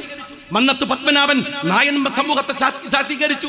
അയ്യങ്കാളിയെ പോലെ, ഡോക്ടർ പൽപ്പുവിനെ പോലെ നിരവധി ആളുകൾ അവരുടെ സമുദായങ്ങളുടെ വീക്കർ സെഷനുകളിൽ ഇടപെടുകയും അവരെ സമുദ്ധരിക്കുകയും ചെയ്തു. അതിന്റെ ഫലം എന്താണ്? ഞാൻ ചോദിക്കട്ടെ, കേരളത്തിലെ ഈഴവ സമുദായം ഈ കണ്ട പുരോഗതി മുഴുവൻ കൈവരിച്ചത് നിങ്ങൾ മലപ്പുറത്താണ്. ഞാന് കൊല്ലത്ത് ഒരു തെരഞ്ഞെടുപ്പില് മത്സരിച്ച ഒരാളാണ്. എനിക്കറിയാം, നിങ്ങൾ മലപ്പുറത്തങ്ങാടിയിലോ അതല്ലെങ്കിൽ വടകര താലൂക്കിലോ പോയാൽ അവിടെ കാണുന്ന ഒരു വലിയ വീട്, അത് സ്വാഭാവികമായി വിദേശത്തൊക്കെ പോയി അധ്വാനിച്ചുണ്ടാക്കിയ ഒരു മുസ്ലിമിന്റെ വീടാണ്. എന്നാൽ നിങ്ങൾ കൊല്ലം നഗരത്തിൽ കോടികളുടെ വിലയുള്ള ഇടത്ത് മനോഹരമായ അമ്പുര ചുംബികളായ വീടുകൾ കാണാം. ഈഴവ സമുദായത്തിന്റെ അന്തസ്സോടെയാണ് അവർ ജീവിക്കുന്നത്. നല്ല വിദ്യാഭ്യാസമുണ്ട്. അവരുടെ മക്കൾ വിദേശ രാജ്യങ്ങളിലൊക്കെ ജോലി ചെയ്യുന്നുണ്ട്. ആരാണ് ഈ സൗകര്യം ഒരുക്കി കൊടുത്തത്? ഉറപ്പാണ് ശ്രീനാരായണ ഗുരുദേവന്റെ പ്രവർത്തനത്തിന്റെ ബാക്കി പത്രമാണ്. SNDP എന്ന് പറയുന്നത് ഒരു മഹാ ഉത്തരവാദിത്തം നിർവഹിച്ച മഹാപ്രസ്ഥാനമാണ്. അതിന്റെ തലപ്പത്തിപ്പോൾ വെള്ളാപ്പള്ളിയെ പോലെ ഒരുത്തൻ വന്നു എന്ന് ഒഴിച്ചു നിർത്തിയാൽ മറ്റെല്ലാം ആ പ്രസ്ഥാനം നിർവഹിച്ച ഉത്തരവാദിത്തം വലുതാണ്. അത് ഗുരുദേവന്റെതാണ്. നായർ സമുദായത്തിന്റെ അവസ്ഥ എന്തായിരുന്നു സ്നേഹമുള്ളവരെ? എന്തൊരു സങ്കടമായിരുന്നു ആ സമുദായം. അവർ അഭിമുഖീകരിച്ച പ്രയാസം ആലോചിക്കാൻ കഴിയാത്തതായിരുന്നു. ആ നായർ കമ്മ്യൂണിറ്റിക്ക് അന്തസ്സു വാങ്ങിക്കൊടുത്തത്, അതിന് നേതൃത്വം കൊടുത്തത് മനത്തു പത്മനാഭനാണ്. ഞാൻ CPM-കാരോട് ചോദിക്കട്ടെ, നിങ്ങൾ നേതൃത്വം കൊടുത്ത് രക്ഷപ്പെടുത്തിയ ഒരു സമുദായത്തെ, ഒരു വിഭാഗത്തെ നിങ്ങൾക്ക് പറയാൻ കഴിയും? പിണറായിയുടെ കുടുംബത്തെ കുറിച്ചല്ല ഞാൻ ചോദിക്കുന്നത്, സമുദായത്തെ കുറിച്ചാണ്. നിങ്ങൾ രക്ഷപ്പെടുത്തിയ, നിങ്ങൾ പറയില്ല EMS ഭയങ്കര സംഭവമാണ്. എന്ത് സംഭവം സഹോദരന്മാരെ? എന്ത് സംഭവം? എവിടുത്തെ സംഭവം? ഞാൻ അറിയാണ്ട് ചോദിക്കുകയാണ്. EM ശങ്കരൻ നമ്പൂതിരിപ്പാട്, ഇവിടുത്തെ കരുണാകരനെ, ചേലാട്ട് അച്യുതമേനോനെ, CH മുഹമ്മദ് കോയ സാഹിബിനെയൊക്കെ നിങ്ങൾ എടുത്ത് പരിശോധിച്ചു നോക്കിയാൽ അവരൊക്കെ ചെയ്തതിന്റെ 100-1 EM ശങ്കരൻ. ഞാൻ നേരത്തെ പറഞ്ഞ ബഡായി ഉണ്ടല്ലോ മലയാളിയുടെ, ആ ബഡായി പോലെ നിങ്ങൾ പറയുന്നതല്ലാതെ EMS ഇവിടുത്തെ ആദിവാസി സമൂഹത്തിന് ചെയ്തു കൊടുത്ത നേട്ടം എന്ന് പറഞ്ഞു തരാൻ പറ്റുമോ? അദ്ദേഹം ഏറ്റവും വലിയ ജാതിയുടെ അപ്പോസ്തലനായിരുന്നു, സവർണ മേധാവിത്വത്തിന്റെ. EM ശങ്കരൻ നമ്പൂതിരിപ്പാട് എന്ന് മാത്രമല്ല, അങ്ങനെ ഒരു നമ്പൂതിരിപ്പാട് എന്ന ജാതി അദ്ദേഹത്തിന്റെ സവർണബോധം കൊണ്ടുവന്ന് മാത്രമല്ല, ഏലം, കുളം, മനക്കൽ പോരുമ്പോ മനയും കൂടെ കൂട്ടിയിട്ടാണ് CPM-ലേക്ക് കേരളത്തിന്റെ പൊതു രാഷ്ട്രീയ മണ്ഡലത്തിലേക്ക് വന്നത്, ഇല്ലേ? ആ EM ശങ്കരൻ നമ്പൂതിരിപ്പാട് ലക്ഷം ഇവിടുത്തെ ആദിവാസി സമൂഹം നിങ്ങളൊന്ന് പരിശോധിച്ച് നോക്ക്. വെറുതെയാണോ കമ്മ്യൂണിസ്റ്റുകാരാ ഇവിടുത്തെ നക്സലേറ്റുകൾ അവർക്ക് വേണ്ടി സമരം ചെയ്യുന്ന ഘട്ടമുണ്ടാക്കിയത്? 8 നക്സലേറ്റുകളെ നിങ്ങൾ വെടിവെച്ച് കൊല്ലുമ്പോ ചോദിച്ചോ ആരോടെങ്കിലും എന്താ വിഷയം എന്ന്?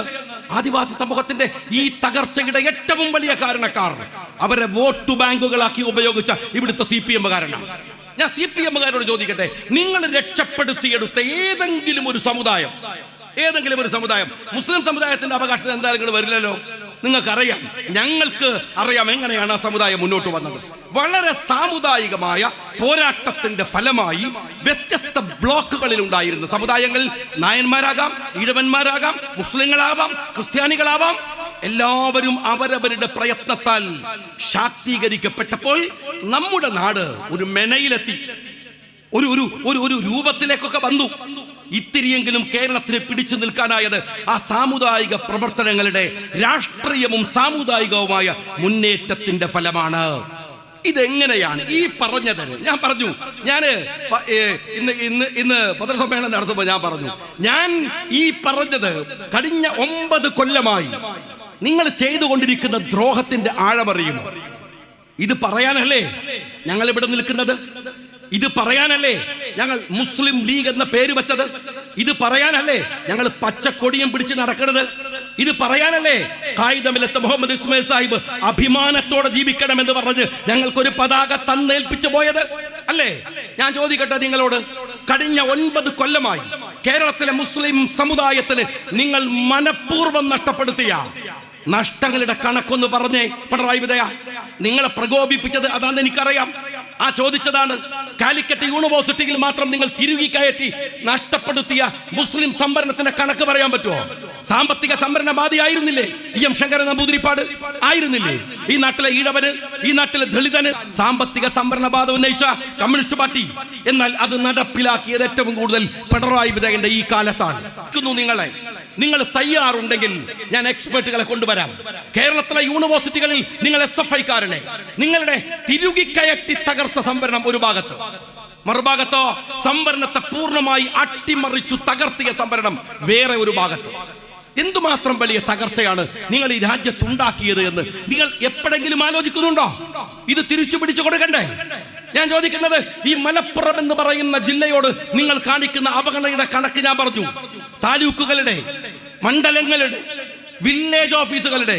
നിങ്ങൾ മനസ്സിലാക്കണം, ഈ മലപ്പുറത്തിന്റെ പകുതിയോളം ജനസംഖ്യയില്ലാത്ത ഒരു ജില്ലയിൽ അവിടുത്തെ വില്ലേജ് ഓഫീസുകൾ 250 300 ആകുമ്പോ ഈ മലപ്പുറം ജില്ലയിൽ അത് 100 ചില്ലാനമാകുന്നതിന്റെ കണക്കെന്താണ്? എന്താ അതിന്റെ കണക്ക്? നിങ്ങൾ നിരന്തരമായി ഇവിടെ ഈ കഴിഞ്ഞ 9 കൊല്ലം എത്ര കോഴ്സുകൾ ഇവിടെ? ഞാൻ ചോദിക്കുന്നത്, ഈ സമുദായത്തിന് നിങ്ങൾ വളരെ പ്ലാൻ ചെയ്ത് നിങ്ങൾ കൊടുക്കുന്ന ഈ ആനുകൂല്യങ്ങളിൽ മയങ്ങുന്ന കുറെ ആളുകളെ വെച്ച് സമുദായത്തിന് മുഴുവൻ വില പറഞ്ഞു. നിങ്ങൾ കഴിഞ്ഞ 9 കൊല്ലം പലരെ നിങ്ങൾ മയക്കി കടത്തി. മുഖ്യമന്ത്രി ഒന്ന് വിളിക്കുമ്പോഴേക്കും തരളിതമായി പോകുന്ന ചില നേതൃത്വത്തെ നിങ്ങൾ അങ്ങ് കയ്യിലിട്ട് അമ്മാനമാടി കൊണ്ടു നടന്നു. പക്ഷെ ഒരു കാര്യങ്ങൾ മനസ്സിലാക്കിക്കോ, ആരൊക്കെ തരളിതമായി പോയാലും, ആരൊക്കെ രോമാഞ്ചം പിടിച്ച് വികാര വിജൃംഭിതമായാലും, സമുദായത്തിന് തലമുടിനാരുടെ അവകാശം നഷ്ടപ്പെട്ടു പോയാൽ അത് തിരിച്ചു പിടിക്കാൻ CHന്റെ മക്കൾ, വാഫക്കി തങ്ങളുടെ മക്കൾ, പൂക്കോയ തങ്ങളുടെ മക്കൾ, ഖായിദമില്ലത്തിന്റെ മക്കൾ ജാഗ്രതയോടെ ഇവിടെ ഉണ്ടാകും. അതിന് നിങ്ങൾ വർഗീയമെന്ന് വിളിച്ചാൽ, നിങ്ങൾ KM ഷാജിയെയും ലീഗിനെയും മാത്രം വർഗീയമെന്ന് പറഞ്ഞാൽ മതിയാവില്ല. മന്നത്ത് പത്മനാഭനെ വിളിക്കേണ്ടി വരും, മഹാനായ ഗുരുദേവനെ വിളിക്കേണ്ടി വരും, നിങ്ങൾ അയ്യങ്കാളിയെ വിളിക്കേണ്ടി വരും. ഞാനിന്ന് പറയുമ്പോൾ ചോദിച്ചു, പാർലമെന്റിൽ കഴിഞ്ഞ 2024 ജൂലൈയിൽ രാഹുൽ ഗാന്ധിയുടെ ഒരു ചോദ്യമുണ്ട്. ഹൽവ സെഷൻ പാർലമെന്റിൽ ഉണ്ടാകും, പ്രീ ബജറ്റ് വേളയിലാണത്. ആ സമയത്ത് രാഹുൽ ഗാന്ധി ചോദിക്കുന്നുണ്ട്, ഇങ്ങനെ നോക്കിയിട്ട് എവിടെയാണ് ഈ രാജ്യത്തിന്റെ 90%? എവിടെ? അവരെവിടെയാണ്? അവരെ കാണില്ലല്ലോ. 90% വരുന്ന SC ST മുസ്ലിങ്ങൾ, പിന്നോക്ക വർഗങ്ങൾ, അവരെവിടെയാണ്? ഇവിടെ 2% പോലുമില്ല. 2 പേരുണ്ടായിരുന്നു ഇവിടെ, ഫോട്ടോയിൽ അവരില്ല. രാഹുൽ ഗാന്ധി വർഗീയവാദിയാ? രാഹുൽ ഗാന്ധി ഈ രാജ്യത്തിലെ പിന്നോക്ക വർഗങ്ങൾക്ക് വേണ്ടി സംസാരിച്ചവൻ വർഗീയവാദിയാ ആണോ? EM ശങ്കരൻ നമ്പൂതിരിപ്പാടിന്റെ ഭാഷയിലാവാം. ഞങ്ങൾക്ക് ഈ രാജ്യത്തിലെ പിന്നോക്ക വർഗങ്ങളുടെ അവകാശങ്ങൾക്ക് വേണ്ടി നിൽക്കുന്നത് മറ്റൊരു വിഭാഗത്തെയും വേദനിപ്പിച്ചുകൊണ്ടല്ല, ഏതെങ്കിലും ഒരു മുസ്ലിം ലീഗ് നേതാവിന്റെ. ഞാൻ ചോദിക്കട്ടെ, ഞാൻ മുസ്ലിം യൂത്ത് ലീഗിന്റെ, ഇത് നൗഷാദ് ഉണ്ടായിരുന്നല്ലോ, മുസ്ലിം യൂത്ത് ലീഗിന്റെ സംസ്ഥാന സെക്രട്ടറിയും പ്രസിഡന്റും ഒക്കെ ആയിരിക്കുമ്പോ അന്ന് സാദിഖ് അലി ശിഹാബ് തങ്ങൾ യൂത്ത് ലീഗിന്റെ പ്രസിഡന്റാണ്. ഞങ്ങൾ ആ സമയത്ത് ഞങ്ങൾ സമരം നയിക്കുമ്പോൾ ഒരു നിർണായകമായ ഘട്ടത്തിലാണ് ഞാൻ തെരഞ്ഞെടുപ്പിൽ മത്സരിക്കാൻ കണ്ണൂരിലേക്ക് പോകുന്നത്. യൂത്ത് ലീഗിന്റെ സംസ്ഥാന പ്രസിഡന്റാണ്. പലയിടത്തും യൂത്ത് ലീഗിന്റെ പ്രവർത്തകന്മാർ ഭീകരമായ പോരാട്ടങ്ങൾ അല്ലെങ്കിൽ ശാരീരിക ആക്രമണങ്ങൾ ഏറ്റുവാങ്ങുകയാണ്. ഇപ്പോഴും എനിക്ക് ഓർമ്മയുണ്ട്, അങ്ങ് മാഹിയുടെ അടുത്ത് കാസിം ക പള്ളിയിലേക്ക് രാവിലെ പോവുകയാണ്. കാസിം കയെ പള്ളിക്ക് പോകുന്ന വഴിയിൽ തടഞ്ഞു നിർത്തി കാലിന്റെ ചിരട്ട അടിച്ചു പൊട്ടിച്ചു ഈ സമുദായത്തിൽപ്പെട്ട ചില വർഗീയ ഭീകരവാദികൾ. അത്രമേൽ അതിക്രമങ്ങൾ. അൻവറാജി ആക്രമിച്ചു. ഞങ്ങളുടെ വടകര മണ്ഡലം മുസ്ലിം യൂത്ത് ലീഗിന്റെ ഭാരവാഹിയായിരുന്ന ജാഫറിനെ ആക്രമിച്ചു. കൊല്ലാതെ തലമുടിനാരുടെ രക്ഷപ്പെട്ടു. അതിക്രമങ്ങൾ ഈ മഞ്ചേരിയിൽ എത്ര ഏതെല്ലാം തരത്തിൽ ആ അതിക്രമങ്ങൾ ഏറ്റുവാങ്ങുന്ന സമയത്ത് ഞാൻ മത്സരിക്കുന്നത് കൊണ്ട് ഞാൻ ഹൈദരലി തങ്ങളോട് പെർമിഷൻ എടുത്തു. ഞാൻ മത്സരിക്കുന്നത് കണ്ണൂരാണ്. എനിക്ക് അവിടെ പറയേണ്ടി വന്നു. ഞാൻ പറഞ്ഞു, നിങ്ങളുടെ ഒരൊറ്റ തീവ്രവാദികളുടെയും വോട്ടില്ലാതെ ഞങ്ങൾ മത്സരിക്കുമെന്ന്. മത്സരിച്ചു. ഞാൻ ചോദിക്കട്ടെ, CPMകാരോട് ഞങ്ങള് ഏറ്റവും വലിയ പോരാട്ടം നടത്തിയത് ഈ സമുദായത്തിനകത്ത് നിന്ന് വന്ന തീവ്രവാദികൾക്കെതിരെയാണ്. കാരണം ഞങ്ങൾക്ക് ഞങ്ങളുടെ അകം ശുദ്ധീകരിക്കാതെ പുറത്ത് സംസാരിക്കുന്നതിൽ അഭംഗിയുണ്ട്, അത് ശരിയല്ല എന്ന് വിശ്വാസമുള്ളവരായിരുന്നു. ഞങ്ങൾ പോരാട്ടം നടത്തിയിട്ടുണ്ട്. ഞങ്ങൾക്കെതിരെ പോരാട്ടങ്ങൾ ഉണ്ടായിട്ടുണ്ട്. ഞങ്ങൾക്കെതിരെയാണ് PDP വന്നത്, ഞങ്ങൾക്കെതിരെയാണ് INL വന്നത്. ഞങ്ങൾക്കെതിരായി അന്ന് മുതൽ ഇന്ന് വരെ ഐഡിയോളജിക്കലായി മുസ്ലിം ലീഗിന്റെ വിരുദ്ധ പക്ഷത്ത് നിൽക്കുന്ന രാഷ്ട്രീയ ഐഡിയോളജി ജമാഅത്തെ ഇസ്ലാമിയാണ്. ഞങ്ങൾക്കെതിരെയാണ് SDPI വന്നത്. ഞങ്ങൾക്കെതിരെ വരാത്ത ഏത് സംഘടന, ആരൊക്കെ, എന്തിന് ഞങ്ങൾ ഈ രാജ്യത്ത് പറയുന്നത് മതേതരത്വമാണ്, മതസൗഹാർദ്ദം പറയരുത് എന്ന് പറഞ്ഞിട്ട് ഞങ്ങളിൽ ഏതെങ്കിലും ഒരു നേതാവ് എന്ന് ഞാൻ ചോദിക്കുന്നില്ല. നേതാവ് പറയില്ല. സാധാരണ ഒരു ശാഖാ കമ്മിറ്റിയുടെ ഒരു പ്രവർത്തകൻ അവന്റെ ശാഖാ മീറ്റിങ്ങിനകത്ത് വർഗീയമായി സംസാരിച്ചതിന്റെ ഒരു ചെറിയ റെക്കോർഡ് നിങ്ങൾക്ക് ആർക്കെങ്കിലും എടുത്ത് കാണിക്കാൻ പറ്റുമോ? ഞാൻ ചോദിക്കട്ടെ, RSS എത്ര കാലമായി പ്രവർത്തിക്കുന്നു ഇവിടെ? എന്തെല്ലാം പ്രയോഗങ്ങൾ നടത്തി. എന്നിട്ട് RSSന് മുസ്ലിം ലീഗിന്റെ ഏതെങ്കിലും ഒരു ശാഖയിലെ ഒരു ശാഖാ കമ്മിറ്റിയുടെ ഭാരവാഹി പറഞ്ഞ ഒരു വർഗീയ പ്രസംഗം പുറത്തു കൊണ്ടുവരാൻ ഇന്ന് വരെ സാധിച്ചിട്ടുണ്ടോ? എന്തേ സാധിക്കാത്തത്? ഞങ്ങളുടെ രാഷ്ട്രീയ ഐഡിയോളജി അതല്ല, മനുഷ്യരെ തമ്മിൽ തല്ലിക്കാനുള്ളതല്ല, അവർക്ക് വേണ്ടി സൗഹൃദത്തോടെ നന്മയോടെ കൂടെ നിൽക്കാനുള്ളതാണ്. ഒരു മുസ്ലിമിന് ഒരു സമുദായം എന്ന നിലക്ക് അവന്റെ അവകാശങ്ങൾ വേണമെന്ന് പറയുന്ന പോലെ തന്നെ അവൻ ഈ രാഷ്ട്രത്തിന് വേണ്ടി കൂടെ അതിന്റെ നിർമ്മാണത്തിൽ പങ്കാളിയാവേണ്ടവനാണ് എന്ന് പഠിപ്പിച്ചത് ജീവിതം കൊണ്ട് ഖായിദുൽ മില്ലത്ത് മുഹമ്മദ് ഇസ്മായിൽ സാഹിബാണ്. സ്വന്തം മകനെ ഇന്ത്യയുടെ പട്ടാളത്തിലേക്ക് പറഞ്ഞുവിടാൻ ഇന്ദിരാഗാന്ധിക്ക് കത്തെഴുതി കൊടുത്ത മനുഷ്യന്റെ പേരാണ് ഖായിദുൽ മില്ലത്ത് മുഹമ്മദ് ഇസ്മായിൽ സാഹിബ് എന്ന്, ലീഗിന്റെ നേതാവെന്ന്. അറിയോ നിങ്ങൾക്ക്? ഞങ്ങൾ അത്രമേൽ സുതാര്യതയോടെ കേരള രാഷ്ട്രീയത്തിൽ നിൽക്കുക ഞങ്ങളുടെ സമുദായത്തിന് വേണ്ടി പറഞ്ഞതാണ്. കുഴപ്പമെങ്കിൽ പിണറായി വിജയ, AK ബാലേട്ട, ഒരു കാര്യം മനസ്സിലാക്കിക്കോങ്ങള്, കൊക്കിലെ ശ്വാസം നിലക്കുന്നവരെ അത് പറഞ്ഞുകൊണ്ടേയിരിക്കും. നിന്നെ AK ബാലൻ പിന്നെ എന്താന്ന് വെച്ചാൽ, ബാലേട്ടൻ്റെ ഒരു കുഴപ്പം എന്താ വെച്ചാൽ അദ്ദേഹം മറ്റ് CPM-കാരെ പോലെ ഒരു അപകടം പിടിച്ച ആളൊന്നുമല്ല. അത്രയൊന്നും ഈ ദുഷ്ടത കുറവാണെങ്കിലും വിവരക്കേട് കൂടുതലുള്ള ഒരാളാണ്. അതുകൊണ്ട് അദ്ദേഹം എന്താ ചെയ്യുക വെച്ചാൽ അദ്ദേഹം പിന്നെ ചിലപ്പോൾ സത്യം പറഞ്ഞു പോകും. അദ്ദേഹം ഇന്നലെ എനിക്കെതിരെ ആഞ്ഞടിക്കുമ്പോൾ പറയാണ് 9 കൊല്ലം കൊണ്ട് മുസ്ലിം സമുദായത്തിന് നഷ്ടപ്പെട്ടത് ഭരണം കിട്ടിയാൽ തിരിച്ചു പിടിക്കുമെന്ന്. എൻ്റെ ബാലേട്ട, മുസ്ലിം സമുദായത്തിന് നഷ്ടപ്പെട്ടത് മാത്രമല്ല, കേരളത്തിന്റെ ഖജനാവിൽ നിന്ന് മുഖ്യമന്ത്രി അടക്കം അടിച്ചു മാറ്റി കൊണ്ടുപോയത് തിരിച്ചു പിടിക്കണം എന്നെ ഞങ്ങൾ പറയണത്. അതിന് കോംപ്രമൈസ് ഒന്നും പറ്റൂല, അതിനൊരു കോംപ്രമൈസും ഇല്ല. തിരിച്ചു കൊണ്ടുപോയി വെക്കണം. കേരളത്തിന്റെ ആരോഗ്യ മേഖലയിൽ, വിദ്യാഭ്യാസ മേഖലയിലൊക്കെ നഷ്ടപ്പെടുത്തിയത് തിരിച്ചു പിടിച്ചു കൊടുക്കാൻ തന്നെയാണ് ഞങ്ങള് രാഷ്ട്രീയമായി സംഘടിക്കുന്നു എന്ന് പറയുന്നത്. അത് മുസ്ലിം ലീഗിന്റെ വഴിയാണ്, രാഷ്ട്രീയമായ വഴിയാണ്. ആ വഴിയിലാണ് ഇന്ത്യയുടെ ജനാധിപത്യവും ഉള്ളത്. അതുകൊണ്ട് ഞാൻ ഒരൊറ്റ കാര്യം CPM-കാരോട് ചോദിക്കുന്നത്, നിങ്ങളിപ്പോ ഈ ഭൂരിപക്ഷ പ്രീണനത്തിന്റെ വലിയ തിരക്കിലാണ് നിങ്ങളെന്ന് ഞങ്ങൾക്ക് നന്നായിട്ട് അറിയാം, വളരെ കൃത്യമായിട്ട് ഞങ്ങൾക്കറിയാം. അതുകൊണ്ട് അതിന്റെ മറവില് ഭൂരിപക്ഷ പ്രീണനം, ഇപ്പൊ CPM പറയുന്ന ഒരു കാര്യപ്പെട്ട ന്യായം എന്താ അറിയോ? ഞാൻ അത് പറഞ്ഞു. എന്താ ന്യായം എന്നറിയങ്ങള്? BJP-യിലേക്ക് ഹിന്ദുക്കൾ പോവാതിരിക്കാൻ ഞങ്ങള് CPM പ്രവർത്തിക്കുന്നു എന്നാണ്. ഇവിടുത്തെ ഹിന്ദുക്കള് BJP-യിലേക്ക് പോവുകയാണെങ്കിൽ എൻ്റെ CPM-കാരാ അവരൊക്കെ വളരെ മോശക്കാരാണ് എന്നല്ലേ നിങ്ങൾ പറയുന്നത്? ഞങ്ങൾക്ക് ആ വിശ്വാസമില്ല. ഇനി മറ്റൊരു കാര്യം ഞാൻ ചോദിക്കട്ടെ, BJP-യിലേക്ക് ഇവിടുത്തെ ഹിന്ദുക്കൾ പോകാതിരിക്കാനാണ് ഞങ്ങൾ പണിയെടുക്കണമെന്ന് പറഞ്ഞ സഖാക്കളോട് പറയട്ടെ, അതിന് നിങ്ങൾ വേറൊരു BJP ഉണ്ടാക്കുക വേണ്ടത്? അതാണോ ചെയ്യേണ്ടത്? അതാണോ നിങ്ങളുടെ CPM എന്ന് പറയുന്ന പാർട്ടിയുടെ നിലപാട്? BJP-യേക്കാൾ വലിയ വർഗീയത പറയുക, BJP-യേക്കാൾ വലിയ ന്യൂനപക്ഷ അതിക്രമങ്ങൾ നടത്തുക, BJP-ക്കെതിരെ അതിന് ഏറ്റവും വലിയ ആക്രമണങ്ങൾ നടത്തുക, ഇതാണോ നിങ്ങൾ ചെയ്യേണ്ടത്? അങ്ങനെ ചെയ്യുന്നു എന്ന് പറയുന്നത് ന്യായമാണോ? എനിക്ക് രസമുള്ള ഒരു കാര്യം അതല്ല. CPM-ന്റെ ചൊറി നമുക്ക് മനസ്സിലാവും. അവരുടെ ഒരു കാര്യം, അവർക്ക് മുസ്ലിം ലീഗിനെ കിട്ടില്ല എന്ന ഏകദേശ ബോധ്യം അവർക്ക് വന്നിട്ടുണ്ട്. അങ്ങനെ കിട്ടില്ല എന്ന് വന്നപ്പോ പിന്നെ ലീഗിനെ ആക്ഷേപിക്കുക, വർഗീയമെന്ന് പറയലാണ് സുഖം. ഷാജി വർഗീയവാദിയാണെന്ന് പറഞ്ഞാൽ പിന്നെ ഷാജി ഒന്നും മിണ്ടൂല എന്നവരെ വിചാരം, പേടിച്ചിട്ട് മിണ്ടാതിരിക്കുന്നതാണ്. ആ പേടിയൊന്നുള്ള ആളുകളല്ല മുസ്ലിം ലീഗുകാർ. വർഗീയത പറഞ്ഞിട്ട് ഞങ്ങളിപ്പോ ആദ്യമായിട്ട് കേൾക്കുകയാണ്. ഏത്? CPM പറഞ്ഞപ്പോഴാണ് ഈ വർഗീയത എന്ന്. എന്റെ ചങ്ങായി 948 മുതൽ ഞങ്ങളിത് കേൾക്കാൻ തുടങ്ങിയതാണ്. കേട്ടിട്ട് തന്നെയാണ് ഞങ്ങൾ ഇവിടെ പ്രവർത്തിക്കാൻ തുടങ്ങിയത്. പ്രവർത്തിച്ചിട്ട് തന്നെയാണ് ഞങ്ങൾ എന്താണെന്ന് തെളിയിച്ചത്. അങ്ങനെ തന്നെയാണ് CPM-കാരാ ഞങ്ങളെ ഒരു മുന്നണിയിൽ കൂട്ടാൻ വേണ്ടി ആഫീസിന് മുമ്പിൽ നിങ്ങളടക്കമുള്ളവർ കാത്തുകെട്ടിക്കിടക്കുന്ന പൊതുരാഷ്ട്രീയത്തിലേക്ക് ഞങ്ങൾ വന്നത് പ്രവർത്തിച്ചിട്ടു തന്നെയാണ്. CPM-ന്റെ രാഷ്ട്രീയം ഞങ്ങൾക്ക് മനസ്സിലാകും. വേറെ ചില ആൾക്കാർക്ക് അതിനേക്കാൾ വലിയ ചോർച്ചിലാണ്.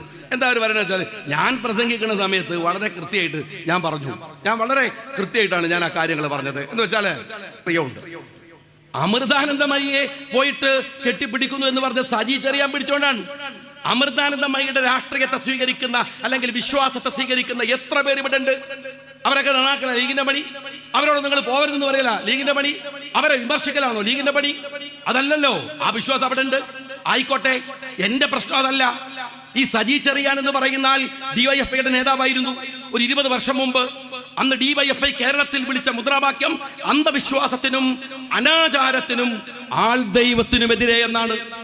ആ ക്യാമ്പയിൻ നയിച്ച കക്ഷിയാണ്. എന്നിട്ട് ആൾ ദൈവങ്ങൾ എന്ന് പറഞ്ഞിട്ട് ആളുകളുടെ വീട്ടിലേക്ക് പോയിട്ട് നാട്ടിൽ കുഴപ്പവും പ്രശ്നങ്ങളും ഉണ്ടാക്കിയപ്പോ UDF ഗവൺമെന്റ് അങ്ങനെ മനുഷ്യരെ ഉപദ്രവിക്കാൻ പാടില്ല എന്ന് തീരുമാനിച്ചു. ഒരുപടി DYFIക്കാർക്ക് പരിക്ക് പറ്റി. DYFIക്കാരൻ പ്രസംഗം കേൾക്കുന്നുണ്ടെങ്കിൽ പതുക്കെ ഒന്ന് ബാക്കിൽ തപ്പിവെക്കാൻ മതി. പണ്ടത്തെ അടിയുടെ മുട ഇപ്പോഴും കിടക്കുന്നുണ്ടാവും അവിടെ. ഈ സജി ചെറിയാനും അടി കിട്ടിയിട്ടുണ്ട്. ആ സജി ചെറിയാൻ ഏത് ആൾ ദൈവത്തിനെതിരെ സമരം നടത്തി അടി കിട്ടിയ സജി ചെറിയാൻ അമൃതാനന്ദമയെ കെട്ടിപ്പിടിക്കാൻ പോകുമ്പോ ഞാൻ പറഞ്ഞാൽ അറിയോ, അമ്മേ സൂക്ഷിക്കണം, കള്ളനാണ് ഇവൻ, നിങ്ങൾക്കെതിരെ പ്രസംഗിച്ചോണ്ടാണ്. ഇപ്പോഴും ഉള്ളിൽ നേരുള്ളവനല്ല. ഇപ്പോഴും അവന്റെ മനസ്സിനകത്ത് സത്യല്ല, നിങ്ങളോടുള്ള സ്നേഹമല്ല, മറിച്ച് വോട്ടാണ്. അതുകൊണ്ട് സൂക്ഷിക്കണം എന്നാണ്. രണ്ടാമത് ഞാൻ പറഞ്ഞു, അമൃതാനന്ദമയെ കെട്ടിപ്പിടിക്കുമ്പോഴും നിങ്ങൾ യാറത്തിൽ പോയി മുണ്ടിട്ടാലും ആര്, ഞാൻ പറയുന്നത് സജി ചെറിയാനെ കുറിച്ചാണ്. അതിങ്ങനെ പറഞ്ഞു വന്നപ്പോൾ ഞാൻ അങ്ങനെ പറഞ്ഞു, കേരളത്തിലെ വലിയ മാറ്റങ്ങൾ ഉണ്ടാക്കിയിട്ടുള്ള ഒരുപാട് ആളുകളെ കുറിച്ച് പറഞ്ഞു. നിങ്ങൾ ആലോചിച്ച് നോക്ക്, ഈ ഒരു 10-20 കൊല്ലത്തിനിടയിൽ ഒരു സ്റ്റാഗ്നേഷൻ കേരളത്തിലെ മുസ്ലിം ഉമ്മത്തിനകത്ത് വരുത്താതെ ഈ കാലഘട്ടം സമുദായത്തിനകത്ത് വലിയ പിളർപ്പുകൾ ഉണ്ടായ കാലഘട്ടമാണ്. വലിയ പിളർപ്പുകൾ, എല്ലാ വലിയ നവോത്ഥാന പ്രസ്ഥാനങ്ങൾക്കകത്ത് പോലും, വലിയ വലിയ സാമുദായിക പ്രസ്ഥാനങ്ങൾക്കകത്ത് പോലും വലിയ തർക്കങ്ങളും പ്രശ്നങ്ങളും ഒക്കെ ഉണ്ടായി. ഒരു സ്റ്റാഗ്നേഷൻ ഈ പിളർപ്പ് കൊണ്ട് സമുദായത്തിന് ഉണ്ടായില്ല എന്നൊന്നും പറയാൻ ഞാനാണല്ല. ആ പിളർപ്പുകൾ ഉണ്ടാക്കിയിട്ടുണ്ട്. ആ സമയത്തും വലിയ സൂക്ഷ്മതയോടെ ഈ സമുദായത്തെ അതിന്റെ മുന്നോട്ടുള്ള പ്രയാണത്തെ ഗൗരവത്തോടെ കരുതലോടെ കൊണ്ടുപോയ ഒരു വലിയ മനുഷ്യരുണ്ട്. അത് നമുക്കറിയാം, ദാറുൽ ഹുദയുടെ ആദരണീയനായ നേതാവ് ബഹാവുദ്ദീൻ ഉസ്താദാണ്. അദ്ദേഹത്തിന്റെ ഞാൻ ഒരിക്കൽ ഫിൻലൻഡിൽ പോയി, പലപ്പോഴും ഞാൻ പറഞ്ഞിട്ടുണ്ട്, ഞാൻ ഫിൻലൻഡിൽ പോയപ്പോൾ, ഫിൻലൻഡ് ഈ ലോകത്തിലെ തന്നെ വിദ്യാഭ്യാസ പ്രവർത്തനങ്ങളിൽ മികച്ചു നിൽക്കുന്ന ഒരു രാജ്യമാണ്. അവിടെ ചെന്നപ്പോ MLA ആയിരിക്കുന്ന സമയത്ത് യാത്ര ചെയ്തപ്പോ അവിടുന്ന് അവര് പറഞ്ഞു, നിങ്ങളുടെ കേരളത്തിൽ നിന്ന് ഒരു പണ്ഡിതൻ ഇടയ്ക്കിടയ്ക്കിടെ വരാറുണ്ട്. ഞാൻ അന്വേഷിച്ച് അവിടെയുള്ള ഒരു ഷംസീർ എന്ന് പറയുന്ന എൻ്റെ സുഹൃത്തിനോട് അന്വേഷിച്ചപ്പോഴാണ് അദ്ദേഹം പറയുന്നത്, ഉദ്യോഗസ്ഥന്മാർക്ക് അവിടുത്തെ ഓഫീഷ്യൽസിന് അറിയില്ലെങ്കിൽ അത് പറഞ്ഞു. എന്നോട് ബഹാവുദ്ദീൻ ഉസ്താദ് അവിടെ പലതവണ വന്നിട്ടുണ്ട്. ലോകം മുഴുവൻ സഞ്ചരിച്ച് ആ മാറ്റങ്ങളെ കേരളത്തിലേക്ക് കൊണ്ടുവന്ന് വലിയ നേതൃത്വം കൊടുത്ത മഹാപണ്ഡിതൻ. ഞാനത് പറഞ്ഞു വരുമ്പോ പറഞ്ഞത് വേറൊരു കാര്യത്തിനാണ്. ഈ പുകഴ്ത്തലുകൾ, ആളുകളെ പൊക്കിയടിക്കൽ, ഇതിനൊക്കെതിരെ ഈ അടുത്ത കാലത്ത് ബഹാവുദ്ദീൻ ഉസ്താദ് നടത്തിയിട്ടുള്ള ഒരു പ്രസംഗം ഉണ്ടായിരുന്നു. ആ പ്രസംഗത്തെ ഞാൻ കോട്ട് ചെയ്ത് പറഞ്ഞതാണ്. ഞാൻ പറഞ്ഞു, ഇതാണ് പണ്ഡിതൻ എന്ന് പറയുന്നത്, ഇതാണ് നേതാവ് എന്ന് പറയുന്നത്, ഇതാണ് ആലിം എന്ന് പറയുന്നത്. ഇസ്ലാമിൽ ഒരു ക്രൈറ്റീരിയ ഉണ്ട് ഇതിന്. എന്താണ്? അതിങ്ങനെയാണ്: അദബ്, ഇൽമ്, ഇബാദത്ത്. ഷാഫി ഇമാമ് ഇൽമ് പഠിക്കാൻ വേണ്ടി മാലിക് റളിയല്ലാഹു അൻഹുവിന്റെ അടുത്തേക്ക് പോകുന്ന സമയത്ത് ഉമ്മ പറഞ്ഞു കൊടുക്കുന്നുണ്ട്, ഇൽമൊക്കെ പഠിച്ചു, നല്ല കാര്യമാണ്, പക്ഷെ ആദ്യം പഠിക്കേണ്ടത് അദബാണ്. ഉമർ റളിയല്ലാഹുവിന്റെ അടുക്കല് ഒരു സഹാബി പ്രവാചകന്റെ കൂടെ തന്നെ ഉണ്ടായിരുന്ന ഒരാൾ സംശയം തീർക്കാൻ വേണ്ടി ധൃതി കാണിക്കുന്ന സമയത്ത്, ഞാൻ വിശദീകരിക്കല്ല, ഉമർ റളിയല്ലാഹു പറയുന്നുണ്ട്, ആദ്യം അദബ് പഠിക്ക്, എന്നിട്ട് മതി ഇൽമെന്നാണ്. ഇതൊരു ക്രൈറ്റീരിയയാണ്. ഞാൻ ഇതിങ്ങനെ പറഞ്ഞിട്ട് ഉസ്താദിന്റെ കാര്യമൊക്കെ പറഞ്ഞു. പിന്നെ എനിക്ക് മനസ്സിലായത്, ഞാൻ ബഹാവുദ്ദീൻ ഉസ്താദിനെ കുറിച്ച് പറഞ്ഞ ഈ നന്മകളല്ല വേറെ ചിലർ കേട്ടത്, സജി ചെറിയാനെ വിമർശിച്ചതാണ്. അത് അവർക്ക് ഇഷ്ടമായില്ല, അതിഷ്ടമായില്ല. അതിന് കയറിയിട്ട് എന്നെക്കുറിച്ചുള്ള ആക്ഷേപമാണ്. ഒരൊറ്റ കാര്യം ഞാൻ പറയാം, ഞാൻ കേരളത്തിലെ മഹാഭൂരിപക്ഷം വരുന്ന ഇവിടുത്തെ മുസ്ലിം സമൂഹവും സുന്നി ആശയത്തിൽ നിൽക്കുന്നവരാണ്. സുന്നി എന്നതൊരു ആശയമാണ്. സംഘടനാപരമായിട്ട് കുറേ പ്രസ്ഥാനങ്ങൾ സുന്നി പ്രസ്ഥാനത്തിനകത്തുണ്ട്. അത് ഓരോരുത്തരുടെയും ഇഷ്ടത്തിനനുസരിച്ച് സ്വീകരിക്കുന്നതാണ്. ഞാൻ സുന്നി ആവണോ, ഞാൻ എന്താവണോ എന്ന് തീരുമാനിക്കേണ്ടത് ഞാനാണ്. അതിന് ഏതെങ്കിലും ഒരുത്തൻ്റെ സർട്ടിഫിക്കറ്റ് KM ഷാജിക്ക് വേണ്ടാന്ന് നിങ്ങൾ മനസ്സിലാക്കിയിരിക്കണം. നല്ല അത് പറഞ്ഞിട്ട് വോട്ട് പോയി കളി എന്ന് പറഞ്ഞിട്ട് പേടിക്കണവരുണ്ടെങ്കിൽ ഓലെ പോയി പേടിപ്പിക്കണം. KM ഷാജിയെ അത് പറഞ്ഞിട്ട് പേടിപ്പിക്കാൻ വരരുത് എന്ന് ഞാൻ സ്നേഹപൂർവ്വം പറയാൻ. എനിക്കതിനെക്കുറിച്ച് യാതൊരു ഭയവുമില്ല. പറയാനുള്ളത് നേരുപോലെ പറയാൻ പഠിപ്പിച്ച നേതാക്കന്മാരുടെ ഒരു അനുയായിയായിട്ടാണ് മുസ്ലിം ലീഗിനകത്ത് ഞാൻ നിൽക്കുന്നത്. അങ്ങനെ നേര് പറയാതെ അനാവശ്യമായ ഡിപ്ലോമാറ്റിക് കോംപ്രമൈസുകൾ കൊണ്ട് നിൽക്കാൻ ഞങ്ങൾ കേരള രാഷ്ട്രീയത്തിൽ തീരുമാനിച്ചിട്ടില്ല. അങ്ങനെ നിൽക്കാൻ മുസ്ലിം ലീഗിന് പരിപാടിയില്ല. ഒരൊറ്റ കാര്യം കൂടെ ഞാൻ നിങ്ങളോട് പറയുന്നു. ഞാൻ നേരത്തെ പറഞ്ഞ പോലെ വിശ്വാസം എന്ന് പറയുന്നത് അതനുസരിച്ച് ജീവിക്കാനുള്ള അവകാശം നമുക്ക് എല്ലാവർക്കും ഉണ്ട്. നിരീശ്വരവാദികൾക്ക് നിൽക്കാനും അവകാശമുണ്ട്. പക്ഷെ ഭരണകൂടം ഇവിടെ ഏതെങ്കിലും തരത്തിലുള്ള വോട്ടുകൾക്ക് വേണ്ടി അത്തരത്തിൽ വിനിയോഗിക്കാൻ, ന്യൂനപക്ഷങ്ങളെ ആക്രമിക്കാനും നിങ്ങൾ വന്നാൽ അതിനെതിരെ പ്രതിരോധിക്കാൻ ഞങ്ങൾക്ക് ബാധ്യതയുണ്ട്. അത് ഞങ്ങൾ നിർവഹിക്കും. മുസ്ലിം ലീഗിന്റെ ഉത്തരവാദിത്വവും അതാണ്. ഞാനിവിടെ നേരത്തെ ഉബൈദ് അദ്ദേഹത്തിന്റെ സ്വാഗത പ്രസംഗം മുതൽ, അദ്ദേഹത്തിന്റെ അധ്യക്ഷ പ്രസംഗം മുതൽ, സ്വാഗത പ്രസംഗം മുതൽ പറഞ്ഞൊരു കാര്യമുണ്ട്. പഞ്ചായത്ത് തെരഞ്ഞെടുപ്പ് വരികയാണ്. ആ തെരഞ്ഞെടുപ്പിന് സജ്ജമാകുമ്പോൾ നിങ്ങൾ ആലോചിക്കണം, നിങ്ങൾ മുസ്ലിം ലീഗ് രാഷ്ട്രീയ പാർട്ടി എടുക്കുന്ന രാഷ്ട്രീയ സമീപനങ്ങളുടെ അംഗീകാരം കൂടിയാണ് തെരഞ്ഞെടുപ്പ് എന്ന് പറയുന്നത്. ആ തെരഞ്ഞെടുപ്പ് രാഷ്ട്രീയത്തിനകത്ത് ഈ രാജ്യത്തിന്റെ പുരോഗതിക്ക് വേണ്ടി ഉറച്ചു നിന്നുകൊണ്ട്, അതിനുവേണ്ടി പൊരുതി നിന്നുകൊണ്ട്, ഈ രാജ്യത്തിന്റെ സൗഹൃദത്തിന് വേണ്ടി നിന്നുകൊണ്ട്, മുസ്ലിം ലീഗ് എന്ന ഐഡന്റിറ്റിയെ ഉയർത്തിപ്പിടിച്ചുകൊണ്ട് ഞാൻ ഇന്ന് അവരോട് ചോദിച്ച ഒരു ചോദ്യമുണ്ട്. ഞങ്ങൾ പിന്നെന്തിനാണ് ലീഗ് ആവുന്നത്? ഞങ്ങൾ പിന്നെന്തിനാണ് ഈ പച്ചക്കൊടി പിടിക്കുന്നത്? ഞങ്ങൾ എന്തിനാണ് ഖായിദ മില്ലത്ത് മുഹമ്മദ് ഇസ്മായിൽ സാഹിബ് ഹോണറബിൾ എക്സിസ്റ്റൻസ് എന്ന് പറഞ്ഞ അഭിമാനകരമായി നിന്റെ വിശ്വാസത്തിനകത്ത് നീ ഉറച്ചു വിശ്വസിച്ചുകൊണ്ട് മറ്റുള്ളവരെ ഉൾക്കൊണ്ടുകൊണ്ട്. ഇന്ത്യയുടെ സെക്യുലാരിസത്തിന് ഒരു പ്രത്യേകതയുണ്ട്. CPM-കാരാ തനിക്കത് അറിയില്ല. താൻ യൂറോപ്യൻ സെക്യുലാരിസത്തെ ഫോളോ ചെയ്യുന്നവനാണ്. അവിടെ സെക്യുലാരിസം മതനിരാസമാണ്. ഇന്ത്യയിലെ സെക്യുലാരിസം മതനിരാസമല്ല. എന്താണെന്ന് അറിയുമോ?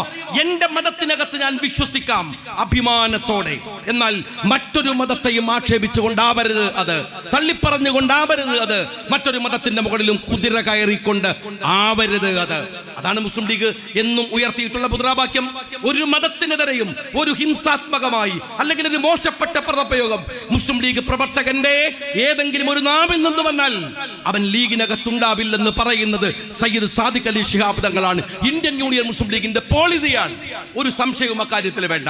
മറ്റുള്ളവന്റെ സങ്കടം ഏറ്റെടുക്കുന്നവൻ ജാതി നോക്കാതെ, മതം നോക്കാതെ. പക്ഷേ രാജ്യത്തിലെ ഒരു കാനേഷുമാരി എന്ന നിലയ്ക്ക് ഞാൻ ഒരു കാര്യം കൂടെ പറയട്ടെ.